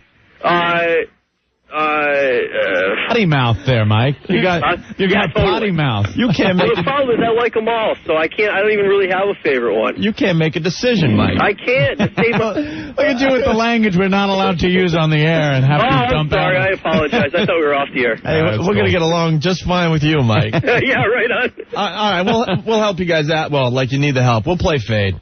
Now, you know what? Honestly, I really dig that tune. Okay. Yeah. I really like that tune. All right. And I'm not just saying that because, that's why the tune's out there, because we like it. Right. You know what I'm saying? Yeah, I hear you. So. Well, next time you're in New York, we'd love to have you on the show. There's a lot of politics that go on with this radio crap, but we would love to see you guys. So. Isn't that ridiculous, though? Totally. It's kind of silly, but it really is. We're working on it. Mike, thank you so much. Good talking to you guys, man. All right, and have fun with the Family Value Tour. Tickets go on sale tomorrow for the Worcester date. All right, Mike? Yeah, good. Take care, man. Thanks, man. See ya. Mike from Stained, and as we go to break, we'll play Fade for everyone, okay? Cool. We're still stupid. Well, if that's what it takes to get good ratings, we'll continue being stupid. We don't care. We don't care. I've been expecting you to make exactly that asinine statement. The Opie and Anthony Show. Theater of the mindless. Anthony, O2Go. O2Go. O2Go. O2Go. This is the oxygenated distilled drinking water, right? Yeah, distilled water, very healthy for you. Somehow they get a lot of oxygen in the water and you don't lose space. Right. It's not just like, they put half the bottle full of water and half full of oxygen. And and the selling point, look, the oxygen's in the water. Not much water, but lots of oxygen. It's in the water. And it's distilled water, which is very healthy for you. I didn't know there was oxygen in water. But it tastes like just distilled water. Doesn't taste very good. But when you have oxygenated distilled water, tastes great, so refreshing. And it gives you that needed oxygen, doesn't it? Does it taste like water? Yes, okay, exactly that's all I need to know. Like crisp, clean water. But it's got more oxygen in it. O2Go. That's right, your coffee replacement. It'll perk you up and taste great. O2Go. The station for sports guys, Don and Mike, Opie and Anthony, and Ron and Fez is this station, 102.7 WNEW, New York. Hey, this is the Opie and Anthony Show. If you're not in New York, we got a few phone lines open right now. 866-277-4WOW. I'm distracted. I got to go to Mark. Why? Because he's a friend of the show, and I want to make sure this isn't true.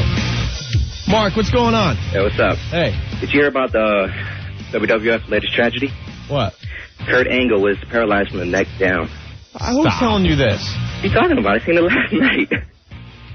Did you guys watch SmackDown last night? Wait, was that a joke, Mark? No, it's the truth. If you go to any of the the wrestling news websites, right, it's all over. Just go there. Wouldn't it be on the news like it was when? Well, he didn't die, man. Come here. Yeah, just go. All right.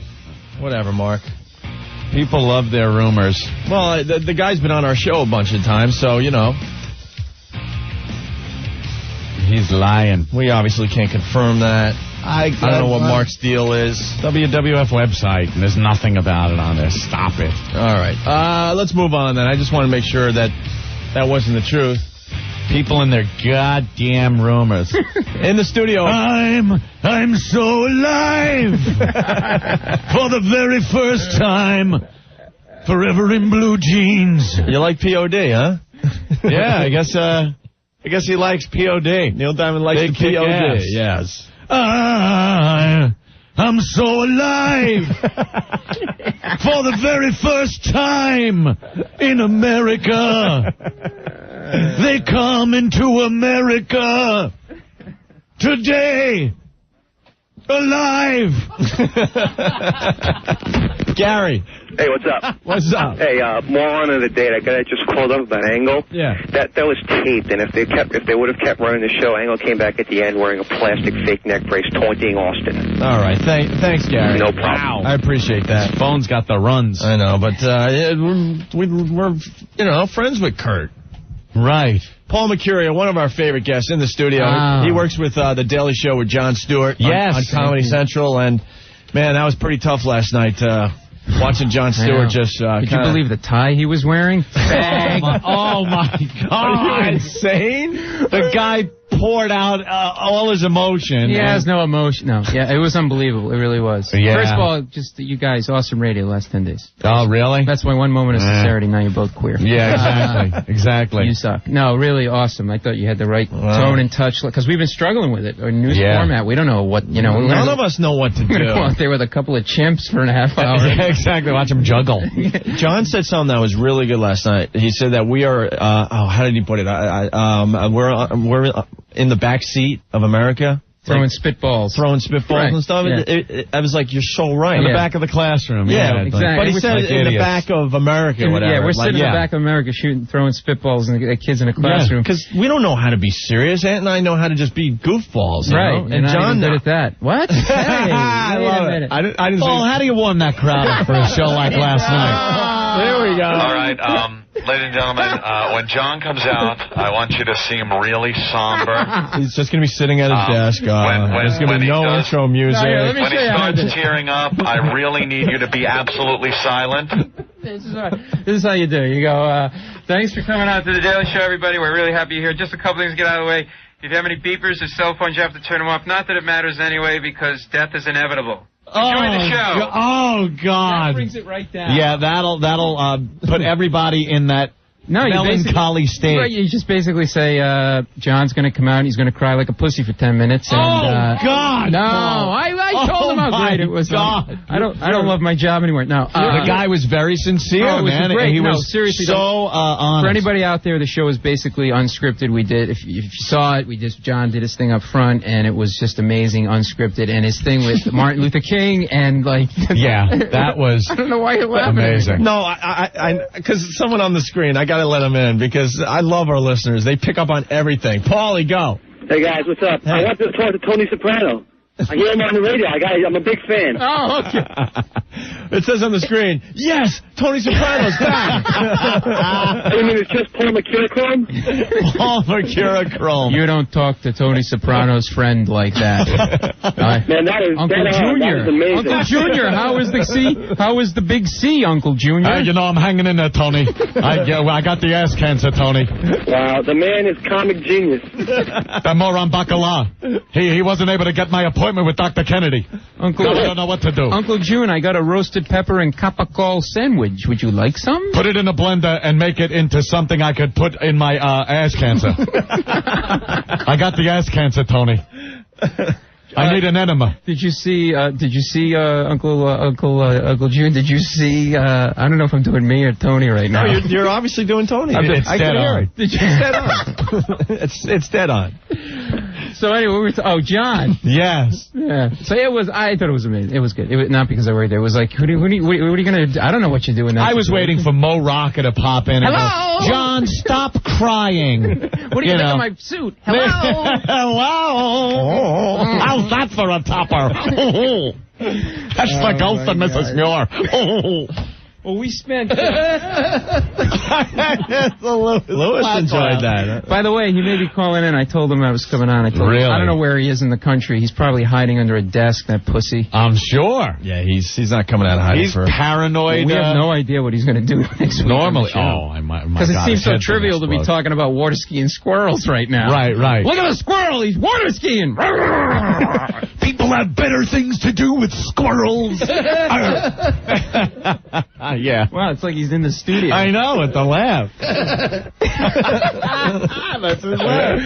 And yeah, so we kind of just it was like surfing the wave. It was him. It was we. It's so presumptuous. We didn't really do anything. We sat around and read the paper for a couple of days because there's nothing to do. There's nothing to write for. How are you gonna goof on? So now the show we're on again Monday, obviously, but it's going to be different. We can't, you can't go after Bush. You can't go after. Not only do we parody the news, but the people who cover the news, you can't really go after them because they're doing a pretty good job. Soon. Yeah, soon. I think you can start chipping away at that Aaron Brown on CNN, if he takes any longer pauses, I'm going to fly down where he is and hit him in the face with a sledgehammer.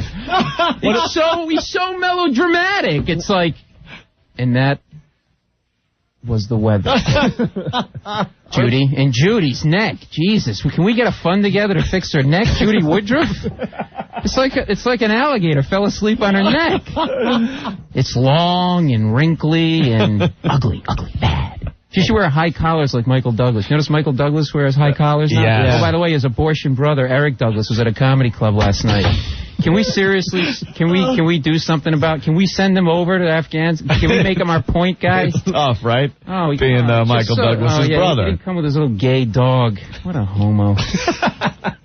Is the Daily Show going to start utilizing that video phone technology that CNN is using? The delay is amazing. The kind where the question gets asked and then you can go in and make yourself a hero and come out and get the answer. Yeah. I feel so bad for the guy on the other end. I know. It's CNN. It's Time Warner. It's the biggest company in the world. It has more money than God. And the guy's hanging out there, Aaron whatever his name is, Rob Fletcher or something.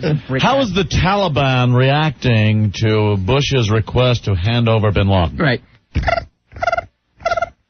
But you can see him. That's the greatest thing. You can see him shaking his head. Yes.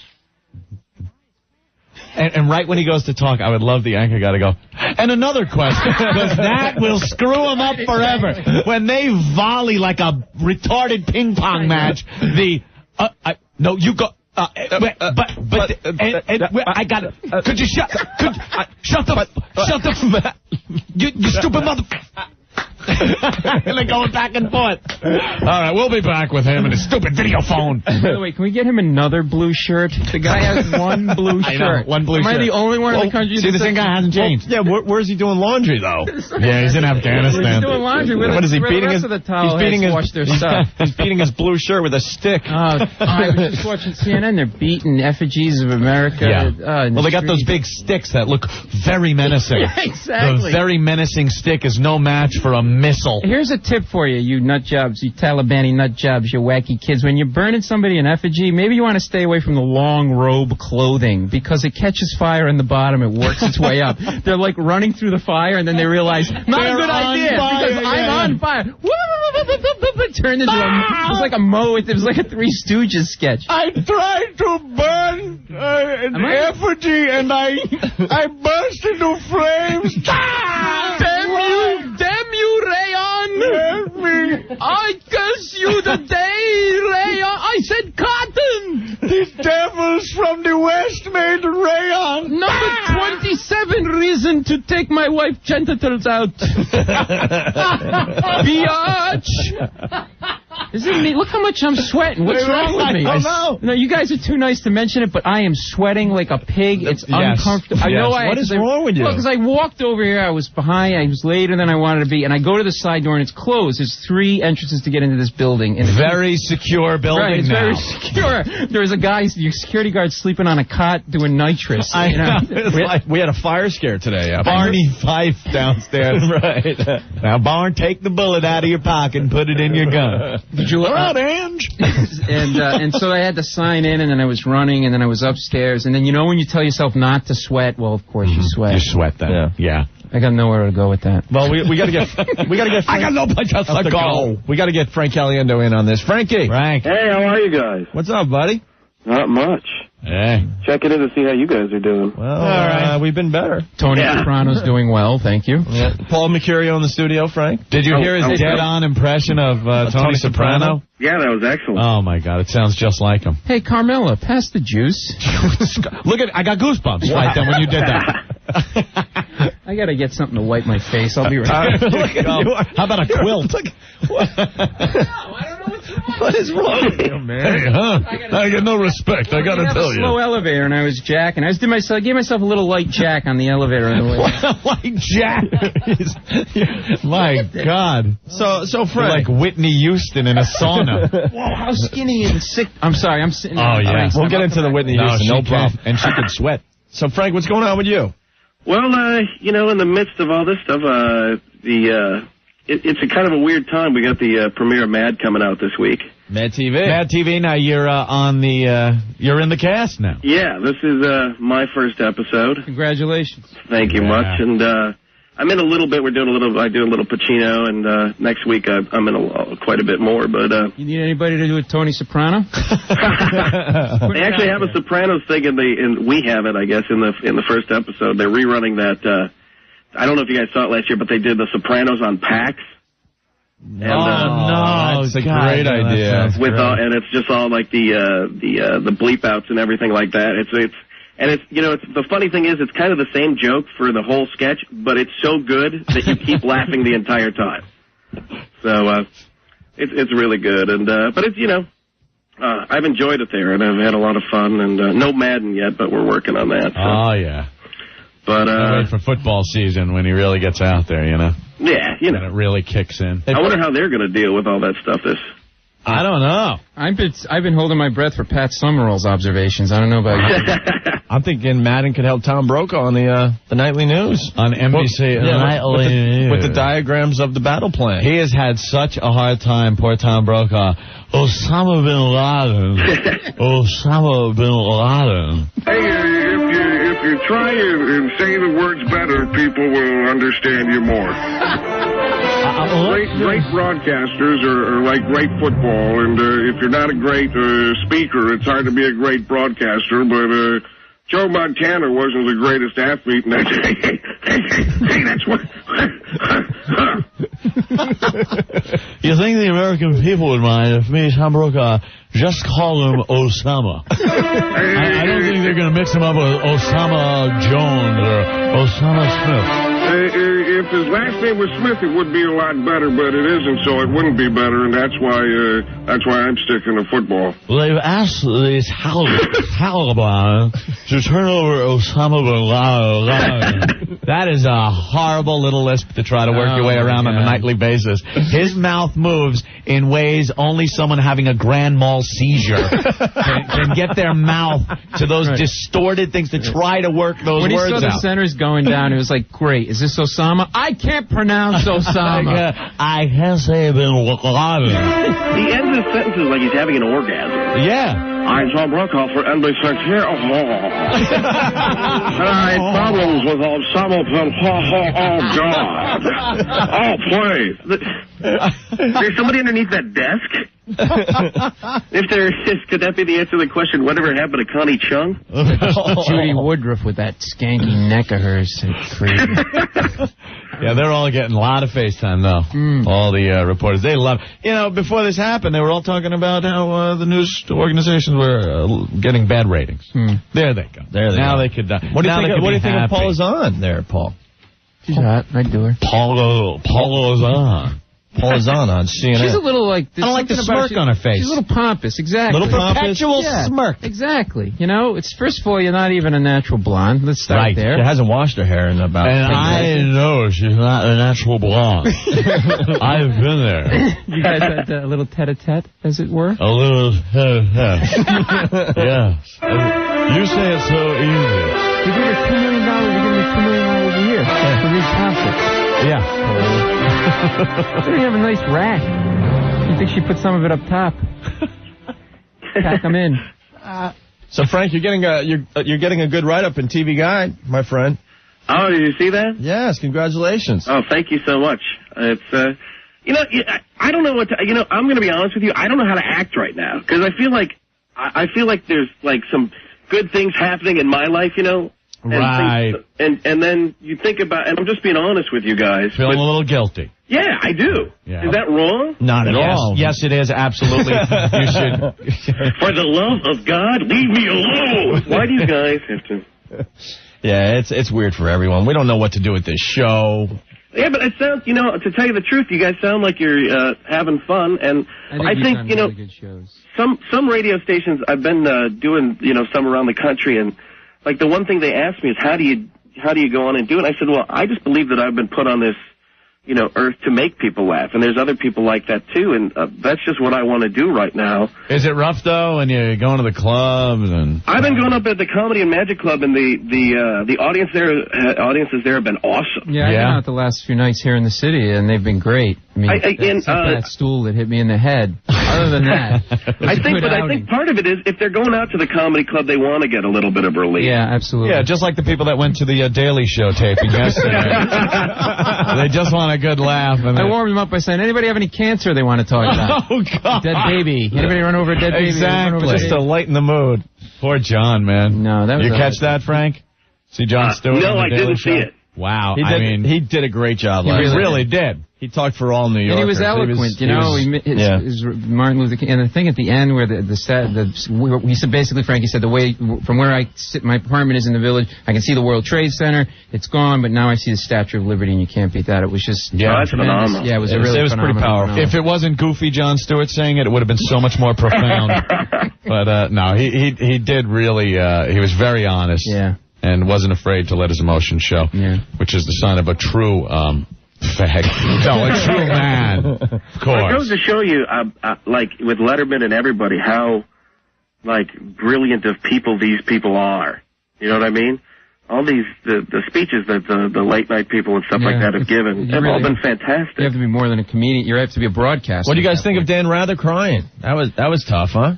It was tough, but I liked it. I thought I kind of admired him for being honest. He grabbed Letterman's hand, though. I know. It was like... Well, Letterman grabbed his arm. Was it? Yeah, it looked like Dan reached over with his hand to grab Dave's hand, and then Dave grabbed his arm. Yeah, that was at the end. In the middle, he grabbed his first time, I think Dan grabbed Dave's hand. And then It's almost like when Grandpa would get busted up about something and go, give me a hand. I hate seeing anyone older than me cry. Yeah. That's my rule in life. Yeah. If you're older than me, I don't want to see you cry in front of me. That's why I always feel comfortable punching my wife. She's 3 years younger than I am. No, she's younger than you. Yeah, there's a parameter. I have a certain level of ethics. I don't know what I'm talking about. All right, Frank, we'll let you go. Well, thank you, guys. You're going to come see us soon, hopefully? Yeah, I'm going to be out at...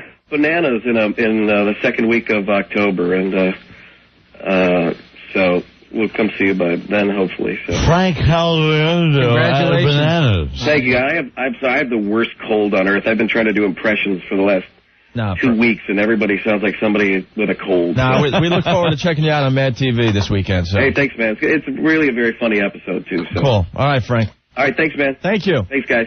All our friends checking in today. Frank Caliendo, Anthony. There he is. I think we got the clip from Jon Stewart talking about the Statue of Liberty. Oh, yeah?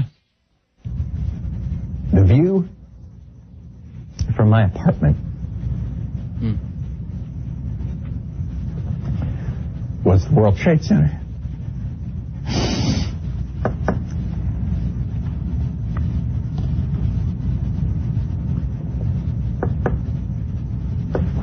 And now it's gone. And they attacked it. This symbol of American ingenuity and strength and labor and imagination and commerce. And it is gone. But you know what the view is now? The Statue of Liberty. The view from the south of Manhattan is now the Statue of Liberty. You can't beat that. So we're going to take a break, and I'm going to...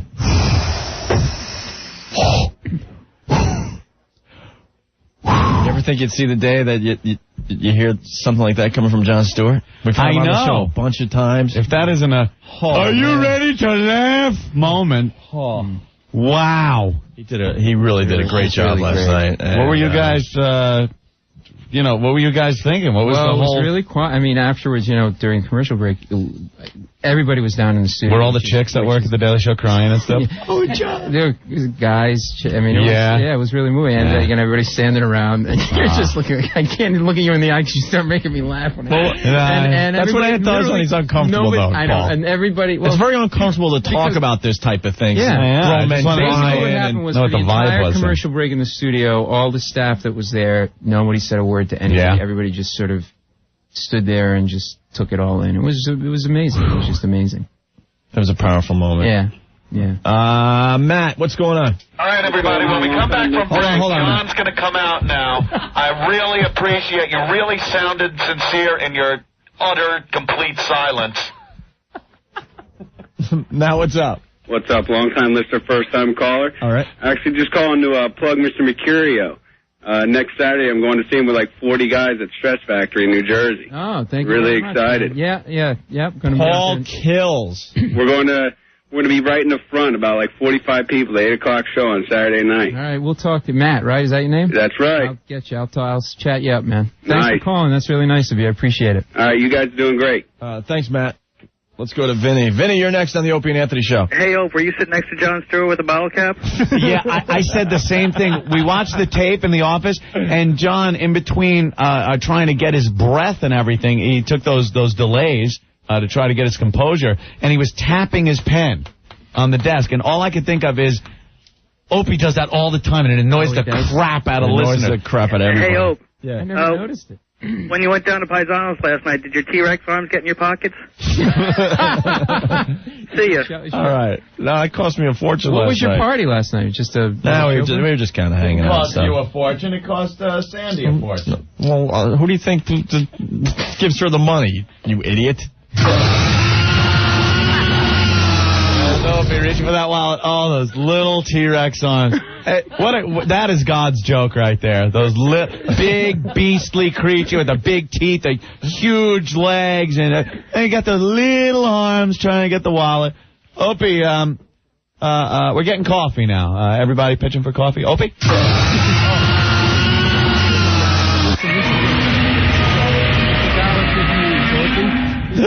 All right, come on. No, we had fun last night. All right, here's the deal. We're going to get a douche or dressing update from Scorch. He's on the line. Thank God. We'll explain that to Paul Mecurio from the Daily Show. Douche or dressing. In the studio. Also, Anthony, we got to play some of the really bad tribute songs. We went into this yesterday. A lot of people like this. We've just been pounded with these things. So we could play a few more really bad ones. I'm sure there are people that have written some really good ones. Very touching. Do you guys have the air conditioner on in here? Are you okay? No, I don't know what's wrong. What do you got? Do you need a doctor or something? Right? See? Thank you. That was coming through your shirt. I know. I'm sorry. Paul. This never happens. By the way, I can't get my wife pregnant either. No, I can't. We've been trying to have another kid. I can't get her pregnant. No, not that the medical people say that there's anything wrong. I just can't step up. I don't know what it is. The two may be related, man. It looks like you're dripping sperm right now. I think... it's true that pressure in my life. The testes do have to stay at a lower temperature. You know what it is? I have new boxers on. Look, is that no? That's okay. We don't need to see your boxers because they're probably drenched in sweat. No, I have the new banana. You need some quinine for your malaria? No, is that what they gave people? Bastards, turn the air conditioner on. Look at the front of his shirt. Shut up. The sweat stain is starting to look like a map of Afghanistan. Look at that. You know what's strange? Earlier today, Ben had to leave. You know Ben. I heard. Yeah, his lips were blue or something. They were blue, and he was freezing cold. Yeah, see, there's something going on in the I don't know what's going on. I'm getting a little scared. I don't listen. I don't sweat like this normally. The CDC have anything to say about this? I think everyone's got the captain trips. You don't have the air on. That's the problem. All right, turn on the air for Paul Mecurio. Thank you. Anthony, so we'll come back. We'll play some more of these bad tribute songs. That's going to go into a delirious, fever-based hallucination. Of course, what I'm drinking is actually helping the situation. Sam Adams. There you go. Break the fever with alcohol. Yeah, dehydrate your body more. The listeners loving the bad tribute songs. We'll do a few. As we go to break, because we got to get the mood back up a little bit, can we play Gay Marco's tribute song? Oh, God, please. Gay Marco called in with a song, And it was a little dance number show tune sounding thing, of course. Who would expect anything different from him? So, in case you missed it yesterday, this is our buddy, believe it or not, Gay Marco. Hey, Mr. Bin Laden, listen to me. You're messing with the land of the brave and the home of the free. It's a show tune. Show tune. Friggin' fag, you want to make out or something? We're stays in the military. You might get shot by a great big ferry. So poor little Osama, you should have listened to your mama and not been such a big bully. We're gonna kick your butt in. Hang on to your turban. Our bombs are gonna do you in. It's just about time for you to pay. Watch out for the big bad USA. You're a girl. That was the best song we heard today. Wow, there you go. I'll say it. You know Thank something? you. I bet it's even better. That's a winner. I bet it's even better with the dance number. That he You probably know, how did you know? Yeah. I was dancing all over the room as I was singing it. Oh, God. top hats, canes. Yeah, the Roaring 20. I could see it now, like a Busby Berkeley musical. The homo faggot queer.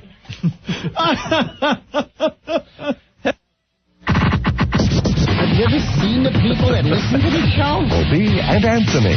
Toothless, drunken white trash. Ah, you guys are old. Hey, Anthony, WWF Unforgiven on pay-per-view this Sunday, huh? This Sunday Brought to you by Clearasil, sorry. Own Cold Steve Austin continue his reign as WWF champion. Or will Kurt Angle, an Olympic hero, of course, regain what was once his?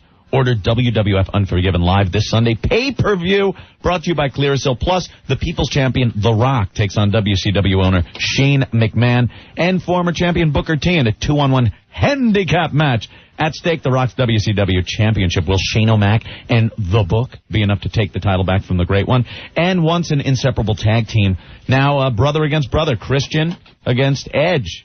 Christian jealous of Edge's success. It puts these former 7-time tag team champs against one another for the Intercontinental title. Don't miss a minute of it. It's WWF Unforgiven on pay-per-view this Sunday at 8. Call your local pay-per-view provider to order. And if you're in New York City, see Unforgiven live on the 30-foot screen at WWF New York. Call them up 212-398-2563. Opie, Anthony. WNEW. And we're back with the Opie and Anthony Show. Forward the bar, the bang, the dang, diggy, diggy, diggy, said the boogie, said up, jump the boogie. Diggy, diggy, diggy, said the boogie, said up, jump the boogie. Sweet Caroline. Good times never been so good. Diggy, diggy, diggy, said the boogie, said up, jump the boogie, forever in blue jeans.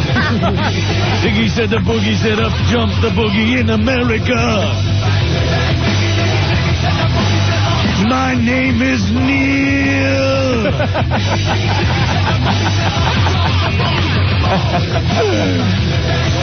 If you're not in the New York area, 866-277-4WOW is your phone number.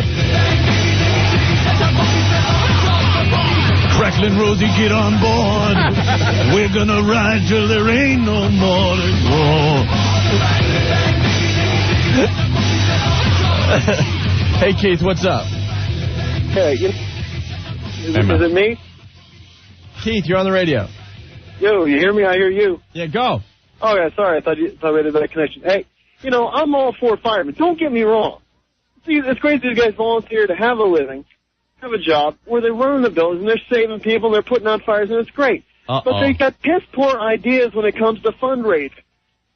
Why is that? These guys are standing in the middle of a divided highway, holding up rush hour. Are you inconvenienced, Keith? Hold on, I just cursed. We're going to strap you to a missile and send you into Afghanistan. Keith, I'm sorry. Are the firemen raising money for victims for families of the dead firefighters? Is that inconveniencing you a little bit in your commute? Is that what it is, Keith? You're a little inconvenienced, right? You're a douchebag. Oh, then I completely understand with his inconvenience. Busy getting your I'm moving right on. job. I'm not even going to address that. There, I'm done. That's what Tom Brokaw would have done. I hang up on him. You are a tool, my friend. You're a tool. Ball with a ball, bang, bang, diggy, diggy. And we need Up jump the boogie. We need a douche or dressing update. My name is Tom. Oh, God. Hey, Scorch. Hey, Scorch. Douche or dressing. Douche or dressing. Hang on 1 second. You'll probably hear my dog bark. See, there you go. Hey, there's dog. There's the dog. Hey, can everything's going cool, man. Let me, if I can. I've gotten, people have called around from Sacramento that have been listening that said, hey. And Are they digging the Scorch, man? It's just kind of, well, people I've worked with or people I've been, my mother's hated me. She hated the fact I've been in radio until all of a sudden one of her clients the other day said, Scorch is your son, right? And she called me up. She's like, are you being on the radio in Philadelphia? See, you are probably the most well-known jock that is in one city, and that is Syracuse. And I owe it all to around you. the country. And People know Scorch. Scorch, screw all that crap. Everyone needs an update. How did douche or dressing go douche or today? dressing, it was actually very good. The first time we did it, I stuck to just the vinegar and water and the Italian dressing because that's, for right now, for the first one, it was good enough. We probably had 30 people, including 11 girls, giving away tickets to a rock and roll show. And you know, there's one in every crowd. Right. So at the end of the whole thing, this guy I had one pair of tickets left, and all drank it, and of course it was the douche, and he enjoyed it. It kind of looked like a very interesting sidewalk chalk by the time we were done. Could he tell the douche from the dressing? We mixed a little bit of oil in with the vinegar and water douche, so it really, truly, if you guys want to do this, it really has the texture of Italian dressing. You should do yeast infection or ranch. Oh, ouch, that's great. Good night, everybody. I will have to use yeast infection or ranch. Yeast infection or ranch. Well, Scorch, we're going to pass on the douche or dressing. Yeah. I don't know, That's man. your but bit, you gotta man. understand something. My show is not based on bits. I'm not like a hokey top 40 kind of DJ. Thank you very much. I needed that. What are you going to be doing on the show on Monday? I don't even know what I'm doing Monday. Thursday's going to be good because Thursday I got Don King coming back, and that's all. You got cool. Don King coming back you've had Don King on before. Yeah, Don King is actually, you give him the 35 minutes to talk and everything's cool. He's the man. Well, Yeah? we can't even get Don King. Man. How come we can't get a convicted killer on our show? You know, hey, you don't have the crackpot producers like I have here in Central New York. I guess not. But how's everything down in the city? Is everything cool? No, it's not cool. It's not cool. Obviously, it's not Scorch, cool. I don't know if you've heard, but there was an incident. Yeah, there was an incident down here. I don't mean cool like that. I mean, like, is everything kind of somewhat getting back to somewhat normalcy? Yeah, Little Italy looks like a ghost town. Yeah, things are getting right back to normal. Scorch, there's been a huge chunk taken out of the pinnacle of the free world. Yes. But everything's fine. And you know what? The fireman taking my money in the middle of the street, man. But I don't want to complain. I don't want to complain. You know what I mean? There's still good food, plenty of it. I think Scorch is great at small talk. You're real good, you know. So how things go down? What's new? How's things going with that one leg you have left? Everything okay with that? Hey, what's going on? How's that stock market? I know, right? I heard he lost a couple of bucks. The king of the understatement. Scorch, it's a disaster everywhere around. Yeah, we were in Little Italy last night. Yeah. And I swear to God, usually you walk down Mulberry Street. Yeah. And the this guys, time of year, too, they got the festival. They got the San Gennaro feast going on, which has been canceled. So usually nice early fall weather. Or whatever it is. It's still summer, technically? I don't know. Anyway. I think we're into the Indian summer phase. Nice weather, let's just say. And the tables out on the sidewalk packed with people eating in front of these restaurants. Yeah. There was no one. I mean, even in the restaurants, to the point where you walk by, usually one of the waiters, a maitre d' from another restaurant will go, "Sir, would you like a table?" You know? And you're like, no, I'm going up the road. So last night it was like, "Please, can you sit? Yeah. I have my daughter here." Why am I French? I have my... I mixed up my accent. That's how distraught... I have my daughter here. Suddenly you're in Paris in World War II. We were the resistance. Well, that's how distraught they've got. You see, Maybe that's why no one was going in. They wanted an Italian restaurant. There was a French dude out front. I am such a dick. Oh, we have Italian cuisine. Meatballs. Hey, you want the le meatballs? What a dick. Hopefully next week we'll head. I don't know where we're gonna. We have salad with douche on it. Rancho yeast. All right, Scorch. We just want to check in to make sure everything went well with douche or dressing. Yeah, it was actually okay. Have you guys noticed yourself looking up in the sky at every single plane that flies by now? There's no air traffic over Manhattan anymore. Nothing at all? I think they are diverting any plane, so it's about 5 miles away from Manhattan. That's something I talked about this morning. It's amazing. Everybody, virtually every single person said it just, not that they're going to be frightened to death of every aircraft that flies by, but every airplane that flies by they're looking at. So how many biplanes fly over Syracuse every day? Well, we got those pedal planes. Is that what it is? An ultralight? Yeah, you know, but everything. 5 o'clock Charlie? So, happy birthday to me on Sunday. Thank you very much for letting me be the most unknown DJ in the world. No problem, Scorch. And you guys have a great weekend. Happy Rosh Hashanah. Happy Rosh Hashanah. Totally Nude Radio, Scorch. Kingdom of Naked. From the Kingdom of Nakedness. God bless you both. All right. By the way, I'm not sweating anymore. Hey, Jay. Did we lose Jay? Oh, he should be there. Jay Mohr. Hey, Jay. Hey, guys. What's happening? Scorch is flying a biplane? Well, it's a long story. What is he, Thurman Munson? How bad am I that I go to Scorch instead of Jay Mohr? No, that's okay. I enjoyed listening to him. And you know what I got out of it? I thought Neil Diamond doing Kid Rock was about as good as it gets. And I got news for you. Tom Brokaw is about as funny as it gets. Tom Brokaw might have to start singing. My name is Tom. That guy is hammered. I like that. NBC Nightly News. Look at my mouth during the broadcast of NBC Nightly News. It looks like I'm trying to do a tongue twister with a mouthful of Novocaine. My shoulders are getting thinner and... It's amazing. Who's that, Mercurio? Yay, Mohr. How you doing, man? How you been? Are you in L.A.? I like when I recognize comics before the jokes come out. Are you in L.A.? Yeah, I'm in L.A. My wife's home, finally. Yeah. Yo, did I tell you guys what happened to my wife's plane? No. Hey, what airline is the effing airline, Do they Jay? serve snacks? They serve snacks. Fly F Air.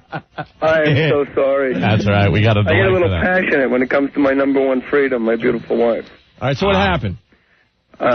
Sitting there for 2 hours, all of a sudden 15 federal marshals with shotguns come on, arrest 5 guys off of her plane. Really?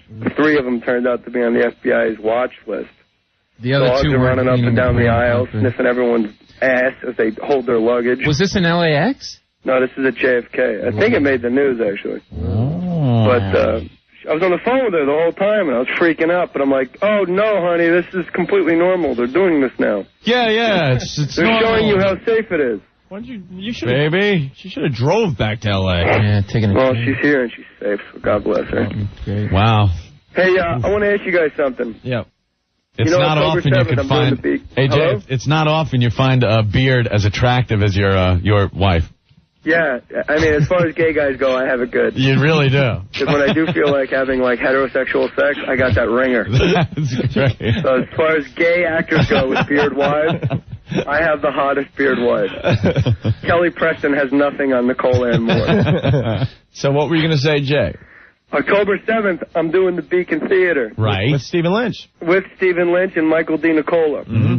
And I wanted to invite you guys down, and I wanted to make it I want to make sure everyone knows it's not a plug. I want you guys to know I really feel passionate about this. I'm not going to make a dime on this show. Everything I make, I want to give to Ladder Company number 1 on 43rd Street, which was Rescue Company number 1 on 43rd Street, which is right next to my apartment. All those guys lost their lives. And I don't know, I just thought it'd be great if we could all rally together and go out, like just have a big American party October 7th. Well, you know we'll be there. Hell make yeah. sure all the money.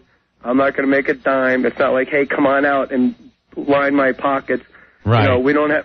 These guys shouldn't be in the median for quarters. I'm going to give them a big check or cash or whatever I'm going to give them after this Beacon Theater date. We're going to take all the money and we're going to hand it to them. If they want to buy beer, fine. They want to buy a ladder, fine. But they're going to have it. Maybe they get a ticket on that F airline you were talking about. F Air, they do serve snacks.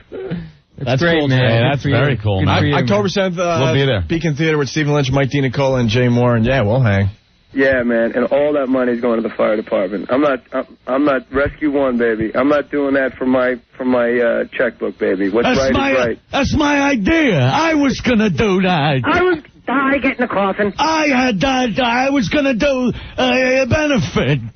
I was going to do a benefit for Philip Morris. You should have heard him the other day Dice wants on to the air. do a radio thong. He goes, I want to get together with you guys. You set me up in Los Angeles with a radio station. I'll be out there. You guys here, I'll get all kinds of celebrities. And we're going to raise money on a radio thong. Me, Wheels, Cheese, and Nicky. Everything. That radio dong, da dong, dong, dong. And we would die, and we're like, hey, guys, I think someone's doing that. Every major network and cable station. Dr. Dre just gave $1 million. Dr. Dre. The telethon's on tonight. And we're like, Dice, someone beat you to it. The moment with Dice that I loved was when you started playing the music when he behind him. When he and he just, in the middle of this really eloquent speech, he just now goes, stop the music! Stop the music! like your father getting mad at you, wasn't it? Like a switch went off, which means if the emotion's that close, it's like, you know what I mean? It was like, how deep were you into that thing you were talking about? Right. What else was great is when we started playing the Dice clips, and he turns around and starts going, I'm not going to argue with me. We have a short clip of that. We got to play it. Jay, hold on the line. I want to hear it. Hold on. Really funny. Here it is. Dice arguing with himself. We're playing clips, and he's just arguing with himself. Check this out. Hang the phone up, you skank. Anthony, don't hang the phone up, you skank. My mind. Hang the phone up, you skank.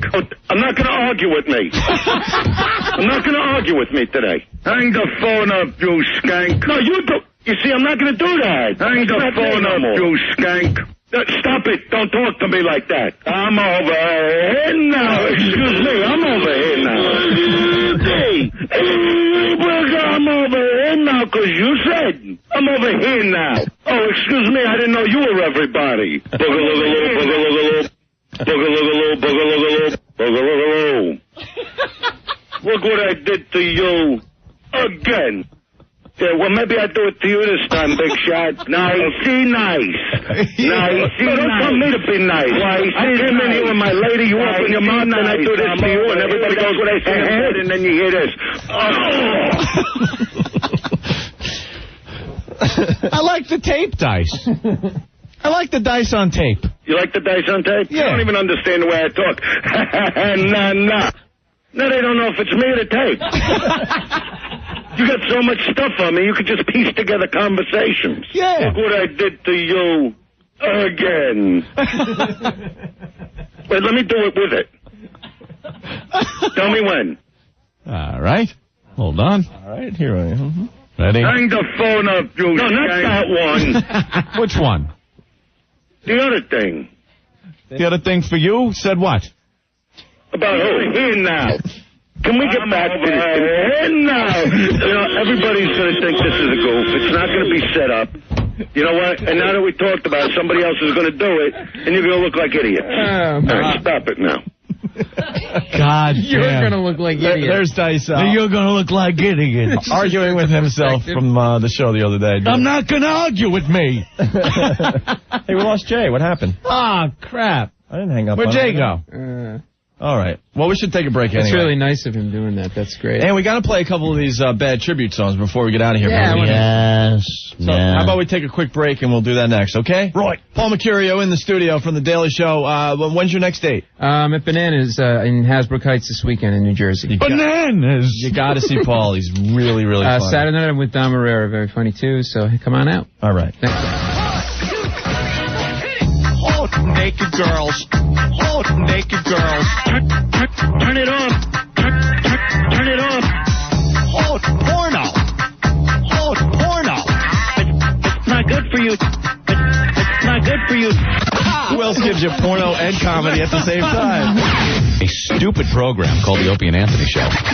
New York sports clubs. Yes, Tuesday, September 25th, New York sports clubs going to open its doors for a special open house event. One day only. New York sports clubs going to substantially reduce its joining rate from over $200 to only $50 for every person that joins on Tuesday, September 25th. New York sports clubs is going to donate $25, half the $50 joining fee, to the American Red Cross Disaster Relief Fund. Call them up 1-800-301-1231 for the New York sports clubs near you. They got 75 tri-state area locations. There's one in your neighborhood. And remember, New York sports clubs offers month-to-month memberships, which means no long-term contract hassles. No! Call them up, 1-800-301-1231. Or you go to New York sports clubs. They got one near you. Tuesday, September 25th. Take advantage of the special offer. Take charge of your health now while helping others at the same time. New York sports clubs. Yes, Paul. There are a million reasons to join. The station for sports guys, Don and Mike, Opie and Anthony, and Ron and Fez is this station, 102.7 WNEW, New York. Black Crowes playing tomorrow night in New York City. A bunch of us going to the show.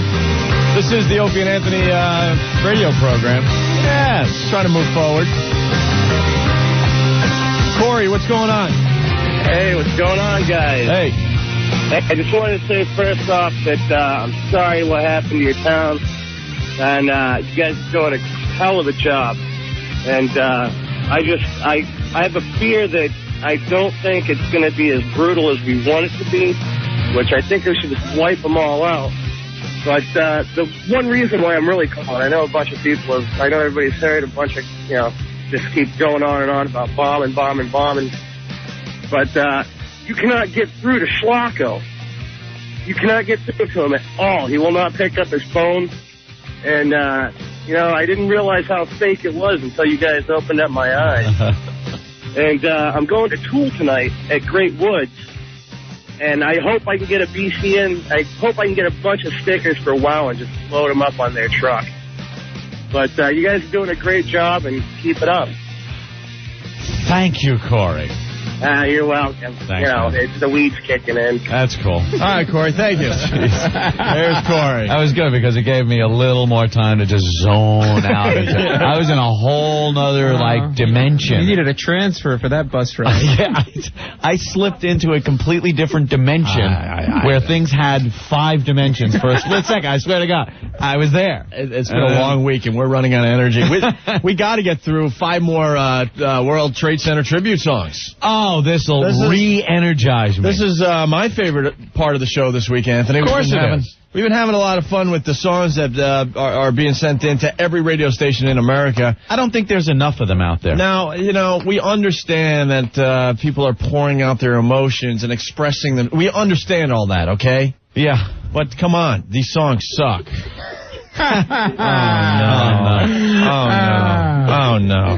Oh, no. Hey, Dice. Yeah.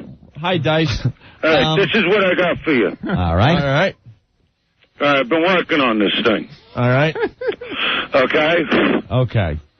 You sitting down now? We're sitting down. Number one, I got Fabio. You thought it couldn't happen? I can't throw. With the goose or without? Wait a minute. We're going to reenact the bird thing. With the goose in the face or not? I got more. You got Fabio for the radio thong. We got Fabio with that bird. When Fabio rode that roller coaster and he got hit in the face by a bird. Yeah, so we're going to reenact the funniest moment ever in television. Listen to me now. We're going to reenact that for the people watching. Yeah. Okay. A lot of visual things. We got to work it out somehow. A visual for Can the you radio. get lamb chop? No, you were talking about dogs. Let me tell you who I got now. Yeah. Benji agreed. We got Benji. Oh, Benji the dog. Benji the dog, because remember the other day you were talking with dogs? No. The dogs. One of the Lassies, I don't know which one. The one with cerebral palsy? I'm trying for the top Lassie. Hip dysplasia. Okay, and then we got that Air Bud dog. He says to me like this, I'll do some of the... There we go, thanks. So we're going to be playing some tribute songs today. Why do I feel that number is going to ring again really quick? Well, can we maybe get a portion of one of the bad tribute songs on before he calls back? Now I get you. Now the city's been having a lot of trouble with their phones with this whole thing. Yeah, I know. Get through. I feel bad. Air Bud. What? Oh, here he comes again. Oh, boy. All right. What happened, Dice? Dice, what are you doing? Don't play games. You're wrecking our show. Don't play games with your hang-ups. You're wrecking our show. What do you mean wrecking the show? You know, it was no big deal when we were only on in New York. Now we're all over the country, and you still have that bad phone. You're telling me I had to go get down. Yeah, and you got Fabio? I got more. You didn't listen. Did you see the lineup of this star-studded event that's going on tonight? Can you get Jeff Speakman? Who? Who? What star-studded event? There is a benefit going on every network, on the TV, on radio, on cable, where celebrities are going to raise money. See, they stole it. You see what happens? Because you weren't serious. No. I knew somebody would steal this thing. They planned this, and it's going to be a big telethon. When did they plan it? Like After we spoke about it? No, beforehand. I think you heard it, and you came up and thought it would be a good idea because you heard it. No, I didn't hear nothing. You know me. I think you did, Dice. I get all my information from my friend. So how are we going to compete with the likes of George Clooney and Tom Hanks? Tom Hanks. And Mariah, what's he going to do? Mariah Carey singing Hero. What do we got? This is we got nothing. We got Benji. This is our first performance. Mariah Carey is going to have an emotional breakdown on the telethon. Since the Looney Bin, That's right? how committed she is to this. Who's not going to want to see that? And we got one of the lasses. You don't even know which one. I'm trying. Get the one with mange. You're the one that pushed the dog thing. I didn't even care about the dogs. And by the way, Air Bud only has 3 legs. Air Bud's dead. He had 3 legs. He had 3 legs, but then he died. Oh, the humanity. All right, well, we'll do things. You know, there's a lot we can do. Who do you got? Well, can you auction off the postal uniform you had on that Fox TV show? Yeah, I got a lot of things. When you were just Andrew Clay? Yeah, we got... I dropped the dice. Come on, you know that was for cash. Drop the dice, nicey nice. Nicey nice, you know something, Dice? That's the best thing I've heard you say. You know, that's the honest Dice right there. I did it for the cash. Shut up. Yeah, I mean, you know, why do you show up every day? I hear you. For the cash. That was my whole idea with the radio, Don. That we do something that isn't about the cash. Yeah. You understand? Yeah. Yeah, what? Hey, are we going to get Wilson the volleyball from... I can't believe they took our idea. When's this telethon? I think you can get a salesman from Foot Locker to come on. Tonight. Tonight? It's huge. It's multi-network telecast. Dice, do I don't understand. Nobody told me about that. I got a key grip coming in from Fort Fairlane. Do we or do we not have Wilson from Castaway? We don't want any of those. Listen, who's Wilson? Everyone knows Wilson from Castaway. You didn't see Castaway? Do we have Wilson what is for the radio, Castaway? Tom? Movie. Oh, the movie with Tom Hanks? Yeah. Where you been? He's a volleyball that floats up on the I stay island. in a lot. You know how I am. Where you been? What do you mean where I've been? Where you been? Where you been? Now I see where we're going with this. Which way? By the way, happy birthday. To who? One of yours. No birthdays. No one's birthday. Happy Face told me it's one of your birthdays. Happy Face is wrong. Nah. Hey, are you doing another Fort Fairlane movie? I don't know. Am I? Are you? Or what? Let me see. What's that, Opie? Ask him if there's a sequel to The Adventures of Fort Fairlane that's coming out. Buick LeSabre. Who just said ask me? Why couldn't you ask me? I'm reading something. This guy says Max from San Francisco wants to know if you're if there's a sequel coming out. I don't know. If there is, I don't know about it. Maybe they won't cast you. Starring Pauly Shore. Yeah. Hey, the whistle of Fort Fairlane. I think that would work. You want jokes? How do you know? Wait, let me get it all together in my head. Take some oxygen. How do you recognize a head nurse? She's the one with dirty knees. Bop! Bop! Why do elephants have 4 feet? Because 8 inches isn't enough. Bop! You're probably scaring your cat. How do you keep a moron in suspense? Say nothing. Bop! No, you're not. You're just supposed to say nothing. Right. What? You're supposed The to say joke is, how do you keep a moron in suspense? And the guy goes, how? And then you just don't say a you word. You don't say nothing, but we're on telephone. So you could. I got to explain it. But you can't explain it. It takes away from the joke. Yeah. There was you know what I mean? There was no. So we'll do a lot of those. I'll repeat those. We should make you negotiate with Bin Laden. Please. You know what I would do? You know, I'll tell you this right now. All right. Like if I was the president. Yeah. Yeah. You know. Which is perfectly conceivable. Yeah, well, I'm a leader, my friend. You know what I mean? I know what to do. Okay. All right, what would you do? Well, number one, I come on, I say like this. You know, I look at the camera, like he did. Right. And I go, you know what we're going to do to them? I don't even want to say what we're going to do to them. Very concise. You know what I mean? Yeah. That's how angry I've been. It doesn't clutter the mind. That's a... Exactly. So you let them know you're going to do, but you're not saying what you're going to do because then everybody's going, oh, this is bad. And then you end it with, Bob! Yeah. Oh, wait, let me try it again. All right. You know what we're going to do to them? I don't even want to say what we're going to do to them. Bop! It's not bop, it's bop. There's a big difference. Which way, bop or bop? I like the bop. I like the bop. No, it was bop. We like the bop. Yeah, let me try it with a bop. All right.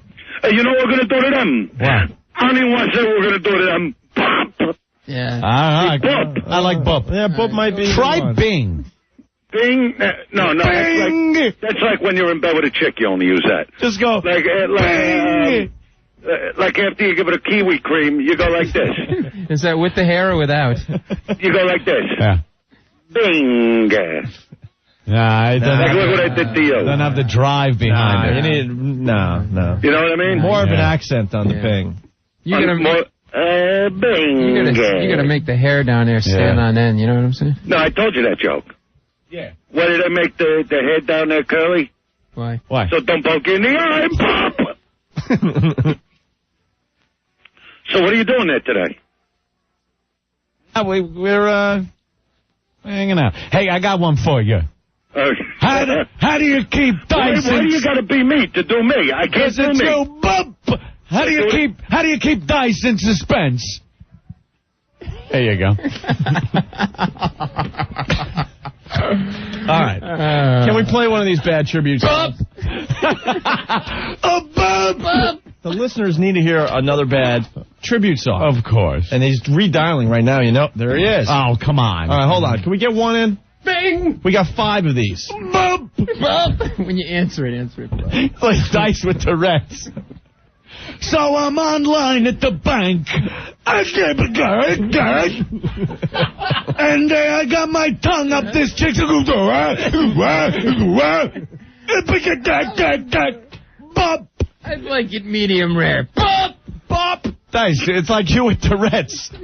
Get out of here. I'm on the phone. Bop. What's up with the bop? Get out of here. You talk to everyone like that? I'm calling about my account balance. A bop. I want to know if my car's done in the shop. A bop. Anything like that? What's that? Well, I was just yelling at somebody. Well, Dice, what do you got, man? We gotta do the show. Yeah, I'm here. We got some songs.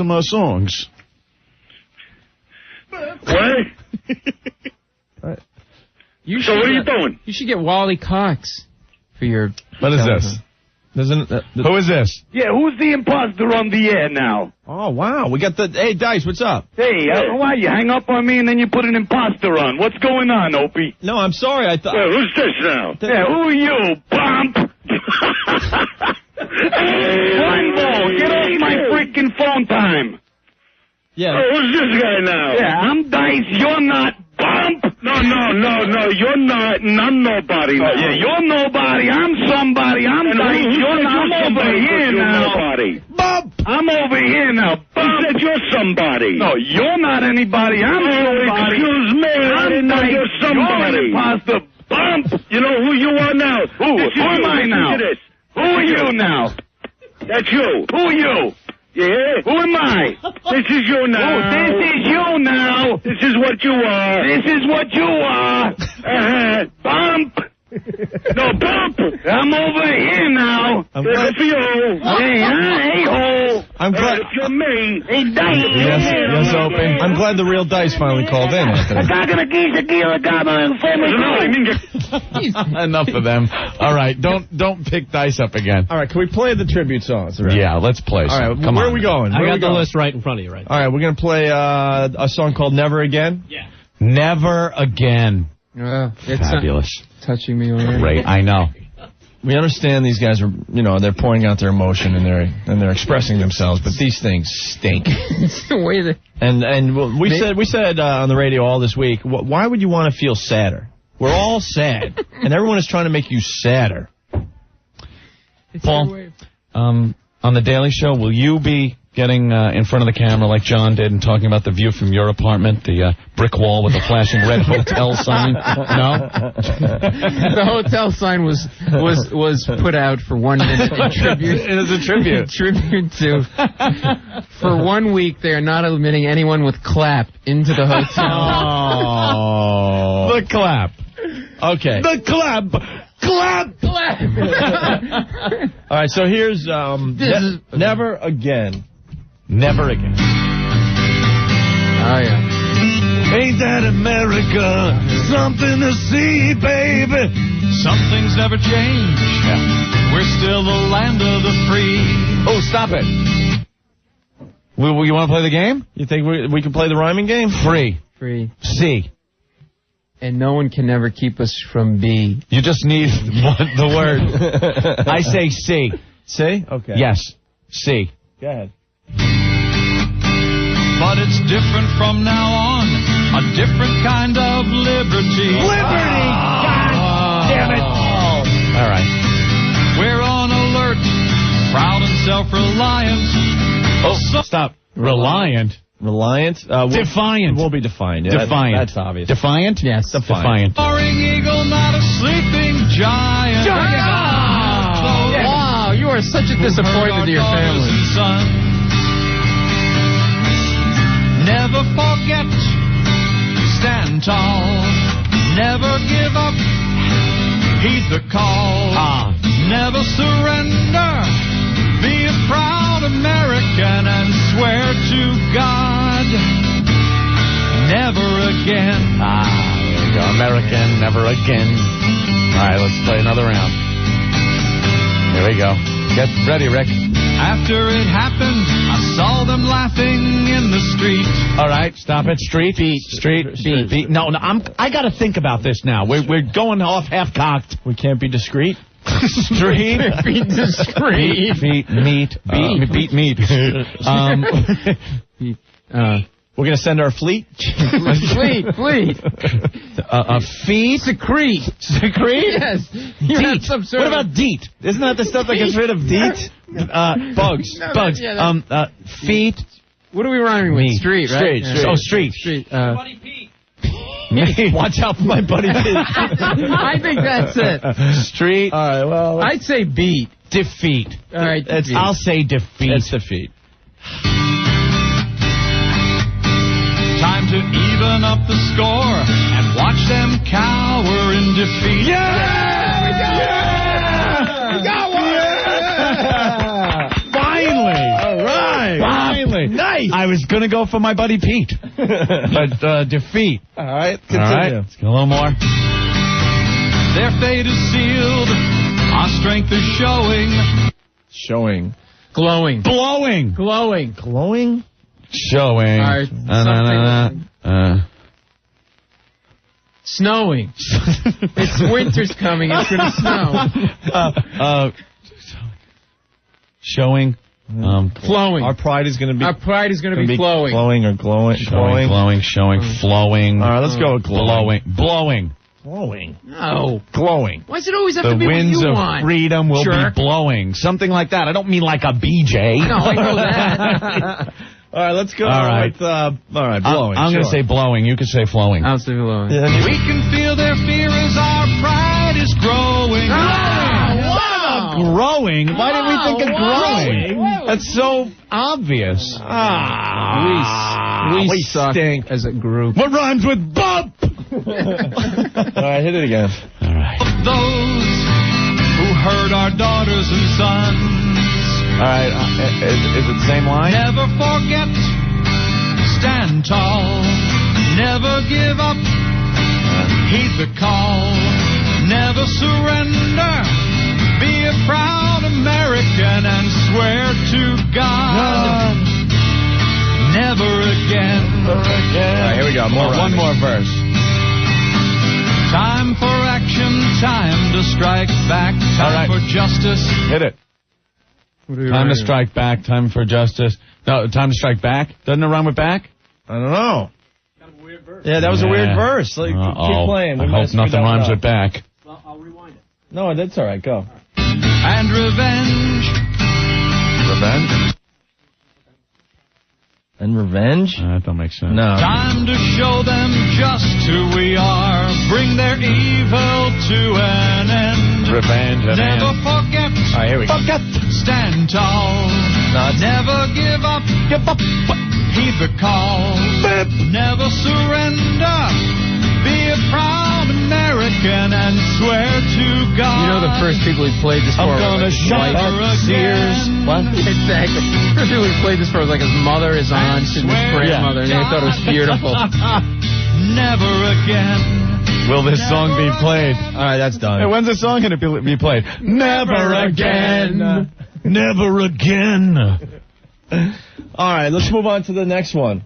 American Grace. American Grace by Paul Jones. The one we just played was by Steve Bryant. Ladies and gentlemen, this is a difficult moment for America. Oh, boy, one of these. We had a national tragedy. The news. This guy taped it on a reel-to-reel. Listen to the quality of this. Watson, come quick. I knew it. How sweet the sound that It's Amazing Grace. Yeah, we can't do this.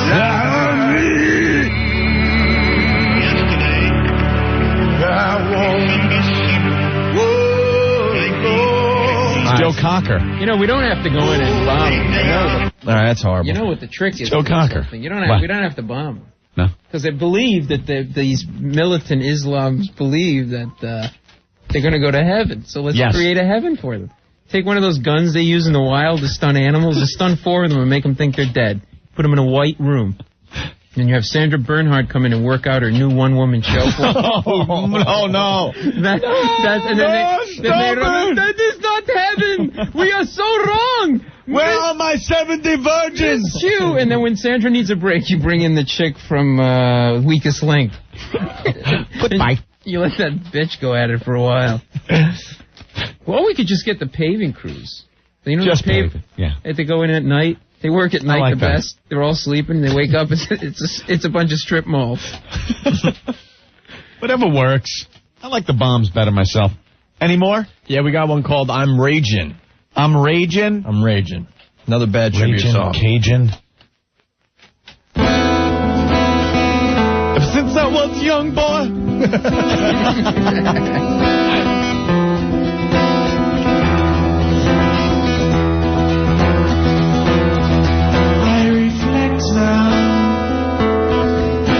Short moments which play our open sounds like Crosby before the liver transplant. Eyes. Then I cry out. Skies. That we've been wrong. I swallow my endless pain. And who do you think you are? Drag planes into my perfect home. What? At least if you're going to do a tribute song, make it like so we can hear the words. Apparently his recording studio is a dumpster. Yeah. Where do you get off? Where will you pay? Whoa. Stepped on the cat. I'm hating that face pasted on the TV. That's what Mama Cass sounded like before she choked on the ham sandwich. And bomb that terrorist land. Cause I'm going out my vengeance. We stand up a nation. Okay. Wow, that was incredibly bad. That was so bad it was good. Thank you. Did it come all the way around? To be good? It became good. It was so bad that all of a sudden you look on the other side, it's like, hey, it's back to good. What happened? So good. What happened? He sings because he loves. That was the Naked Cowboy. I'm raging. No, we'll go. He was doing that between support calls for H. Hewlett-Packard. There was a little downtime. Nobody's office jet was broken, so he had time to record a song. Which one's this? This one's called A Call to Solidarity. Nice. America kicks the ass out of every other country. America kicks the ass out of every other country. Germany. 2,000. Germany. 2,000. 8:30 a.m., September 11th, 2001. The sun glistened upon two towers at the corner of an island on the edge of a metropolis, filling with men and women, workers and employers. Some drew their shades, while others enjoyed the prism of the Tuesday light. The West Coast, still asleep, while Middle America turned to the horizon. Is that Ed Hall from The Tonight Show? Millions of buildings, people, and trees split the light and changed its direction as it came from the heavens above, while four airplanes cast shadows on the earth that would soon bring darkness to a nation. Is this a book report? 8:46 a.m., September 11th, 2001. The world changed. Today we've had a national tragedy. Beware, people are jumping out the windows. I knew a disaster was about to happen. Yeah, this really gives you a sense of hope. 200 years. Wars have come and gone. Threats have been met and conquered. Have you talked to your doctor has been about looked in the face and sent back to hell. For over 200 years, America has grown. From its simple root... I think I was being brainwashed. And Kevin Eubanks in the NBC band. I think I was being brainwashed. Bop. Okay. Bop. All right. What's the next one? War? That was really bad. War. Good God, y'all. Is it done to that one? War. No. Good God, y'all. We got what is it good for? Absolutely nothing. Coming to America. Crackling Rosie, get on board. All right, another one, Anthony. They're coming in like crazy. War.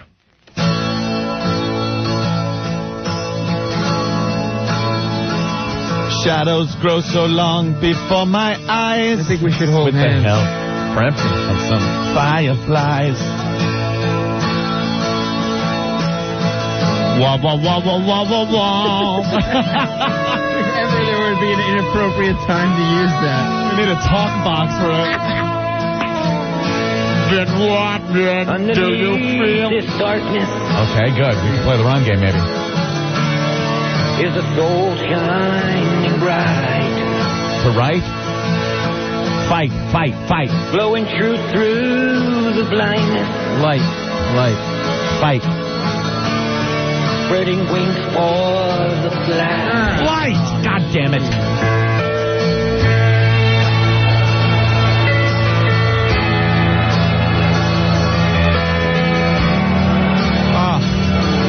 Very instrumental. It gives you time to reflect on his last This is like verse. the Aaron Brown of music. The battle's growing closer.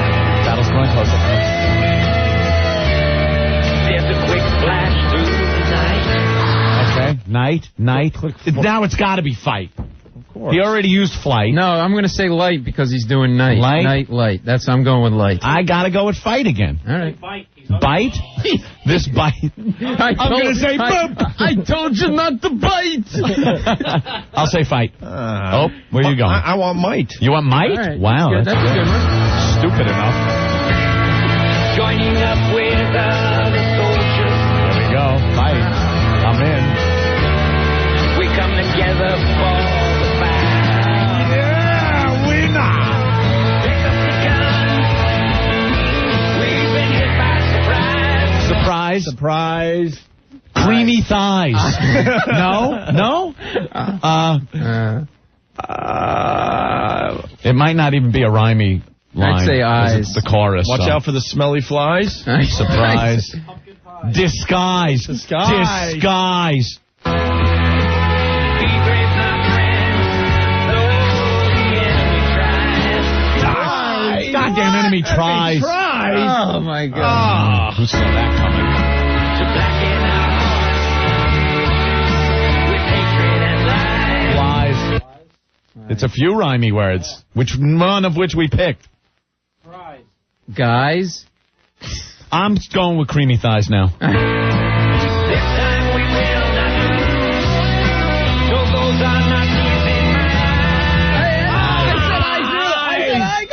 You said I? Earlier. I missed it. It was the wrong one, but I guess. Song, Paul. Pick up your guns.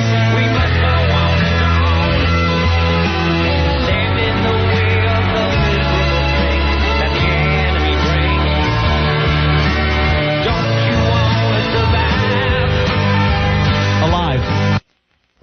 Survive, alive?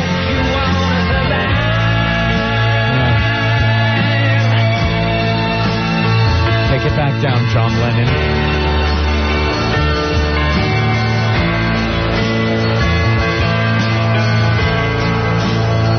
Underneath this darkness.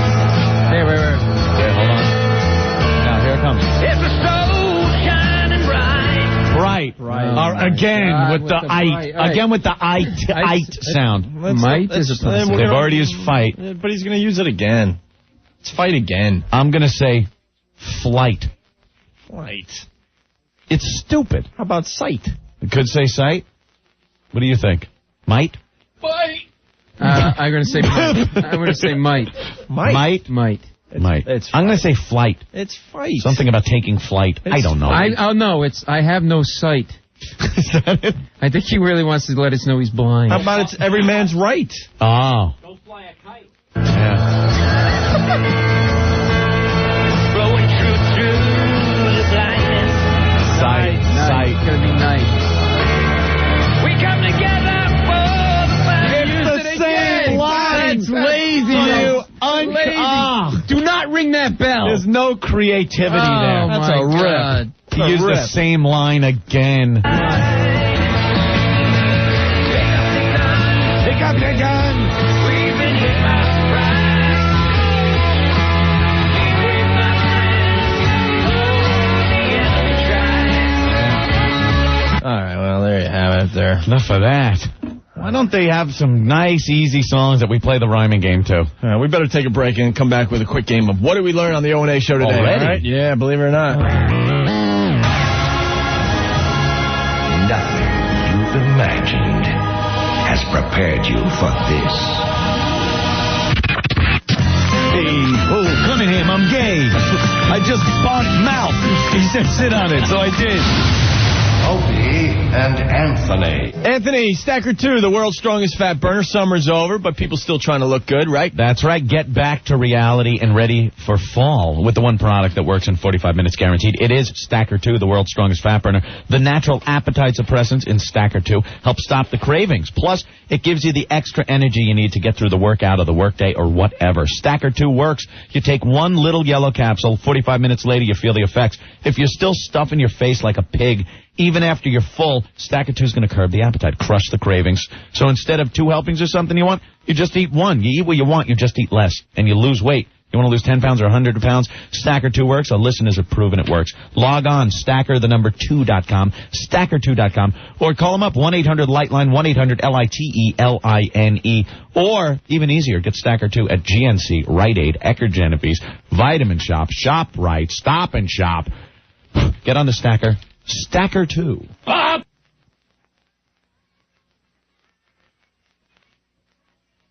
I think we're back. Something screwed up. It's WNEW in New York, and wherever you're listening, man, we screwed up bad. All right, we're back with the Opie and Anthony Show. Hello. Time to play a quick round of what did we learn on the Opie and Anthony Show. We'll start with Angela. Angela, what's up? Hey, guys. Hey. Today I learned that the Pope has a lot of laminates. Ah, yes, we did learn that. Nice and early. Thanks. Thank you. Come see you soon. All right. Bye. Bye. I want to thank Paul Mecurio for stopping in today, too, Anthony. Yes. From The Daily Show on Comedy Central. Bananas this week. Oh, yeah, plug that. Bananas this weekend out in Hasbrook Heights. It's going to be a good show. Bop. Yeah. Bop. Bop. Rob from Staten Island, I learned 3 things. I learned 2 new words, re and hab.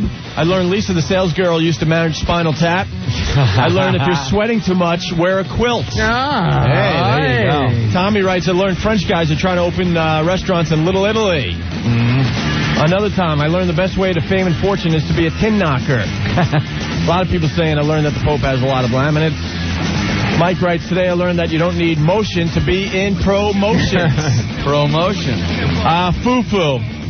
Could be the best instant feedback of the day.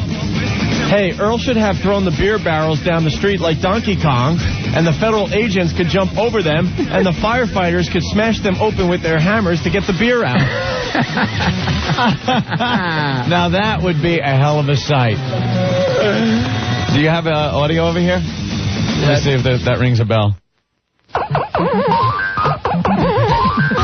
Here goes Earl. Oh, he's getting the kegs through.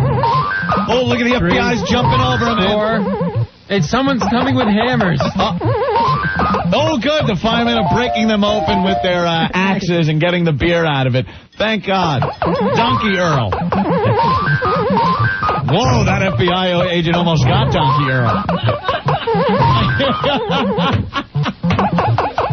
We are getting a look from Earl through the door right now. This is Hate Earl Day. Oh, he knows. He knows. Uh-oh. He's heading back to the NEW van to finish the game. There he goes. Getting to ground zero. He's rolling the kegs. Oh, now he's looping around, I think. He's trying to loop. Uh-oh, and here comes Psycho Mark. Yeah, game over. Damn. Linda, what did you learn on the show today? Hi, guys. I learned 2 things. One, Opie has a new gig. He plays the bottle caps on The Daily Show. And also, Paul Mecurio sweats sperm. Wow. Oh, they made the radio? Cool. You're right. Thank you, good night. All right. I didn't think that line made the radio. Maybe I can get you pregnant. Since I can't get Pluto. Hey, guys. Hey. I learned that recorded dice is actually brighter than real dice. Oh, nice, Pluto. Thank you. Colonel Sanders, what's up? Hey, what's up, guys? Hey. I got a few here. Yeah. When Ant gets out of sorts, he turns French. And when Opie sees the bill, he turns into the most terrifying of dinosaurs. And how the hell get Fabio and the goose? And the most obscure one is, thank God for the ambiguous pregnant Chad. Ambiguous pregnant. Yes. Very obscure. Thank you, Colonel Sanders. Later. All right. Bush is Let's go out to Sacramento, California, Anthony. Dave. Hey, what's up? What did you learn on the radio today? I learned that Earl screamed, "Feet don't fail me now," as he was running out the building. He did. He absolutely did. Very good. Thanks, Dave. See you later. You guys suck. All right, bye. Is that what happened, too? Is that we have audio of Earl leaving us behind? The fire department showed up earlier, and he's the fire warden for this floor. Oh, my Earl. God. So here's Earl's warning to get out. He just ran away, I think. Yeah. All right, he's jumping over people, not alerting anyone, trying to get to the fire exit. He is stopping to have some keg beer right now. Yes, that is rolling down the stairs after. And, yep, out the front door. There he goes. Leaving everybody behind. Good job, Earl. Anthony, what did you learn on the show today? Hey, I learned that 2 gooks in a Trans Am is the gooks of hazard. Oh, that was... Oh, look what I did to you. I did! Bop. Oh, no. That was Dice's politically incorrect joke for yesterday. We're going to hear bop in our sleep now. Chris, what's going on? Hey, guys. Hey. I bop, you bop, and I bop, we bop. Bop. Bop, bop, bop, bop. In the stupid. Hey, Chris, go. Hey, I learned that Earl is an un-American virgin. Yes. That's what Psycho Mark called him today. All right. And finally, Todd, what did you learn on the show today? Hey, I learned that Opie and Anthony have little or no rhyming ability at all. Yeah. That happened. If I ever write a song, you guys won't write it for me. I'll write it myself. Thanks. All right, Todd. Thank you. See you. I learned Pauly Shore is starring in The Adventures of Buick LeSabre. That's good. We got to get out of here. Yeah, another We week. want to thank Paul for stopping by. It's always a pleasure. He's going to be at Bananas this weekend with Dom. Yes, yeah. Another funny man. Saturday night, Dom's going to be there, so it'll be great. So if you're looking for a little distraction, that's a direction you could head. You'll definitely have a good time, okay? Cool. Thanks. Tell John Stewart we said hi. Absolutely, man. Yes. Thanks for having a lot of fun this year. And, guys, you know what we're trying to do. We're just trying to distract you a little bit. A few chuckles. Yeah. A few chuckles here and there, and I hope we did that today for you. Awesome chuckles. Chuckles. Boy, I could go for some Italian food. Why don't you come here? I have the best pasta in the world. Do you have cannoli? Yes, cannoli. Have a great weekend. We'll see you guys Monday at 3. See you, everyone. Hello. Opie and Anthony. One is funny. One is sick. I hated my grandma. Bitch. Precious this. The Opie and Anthony.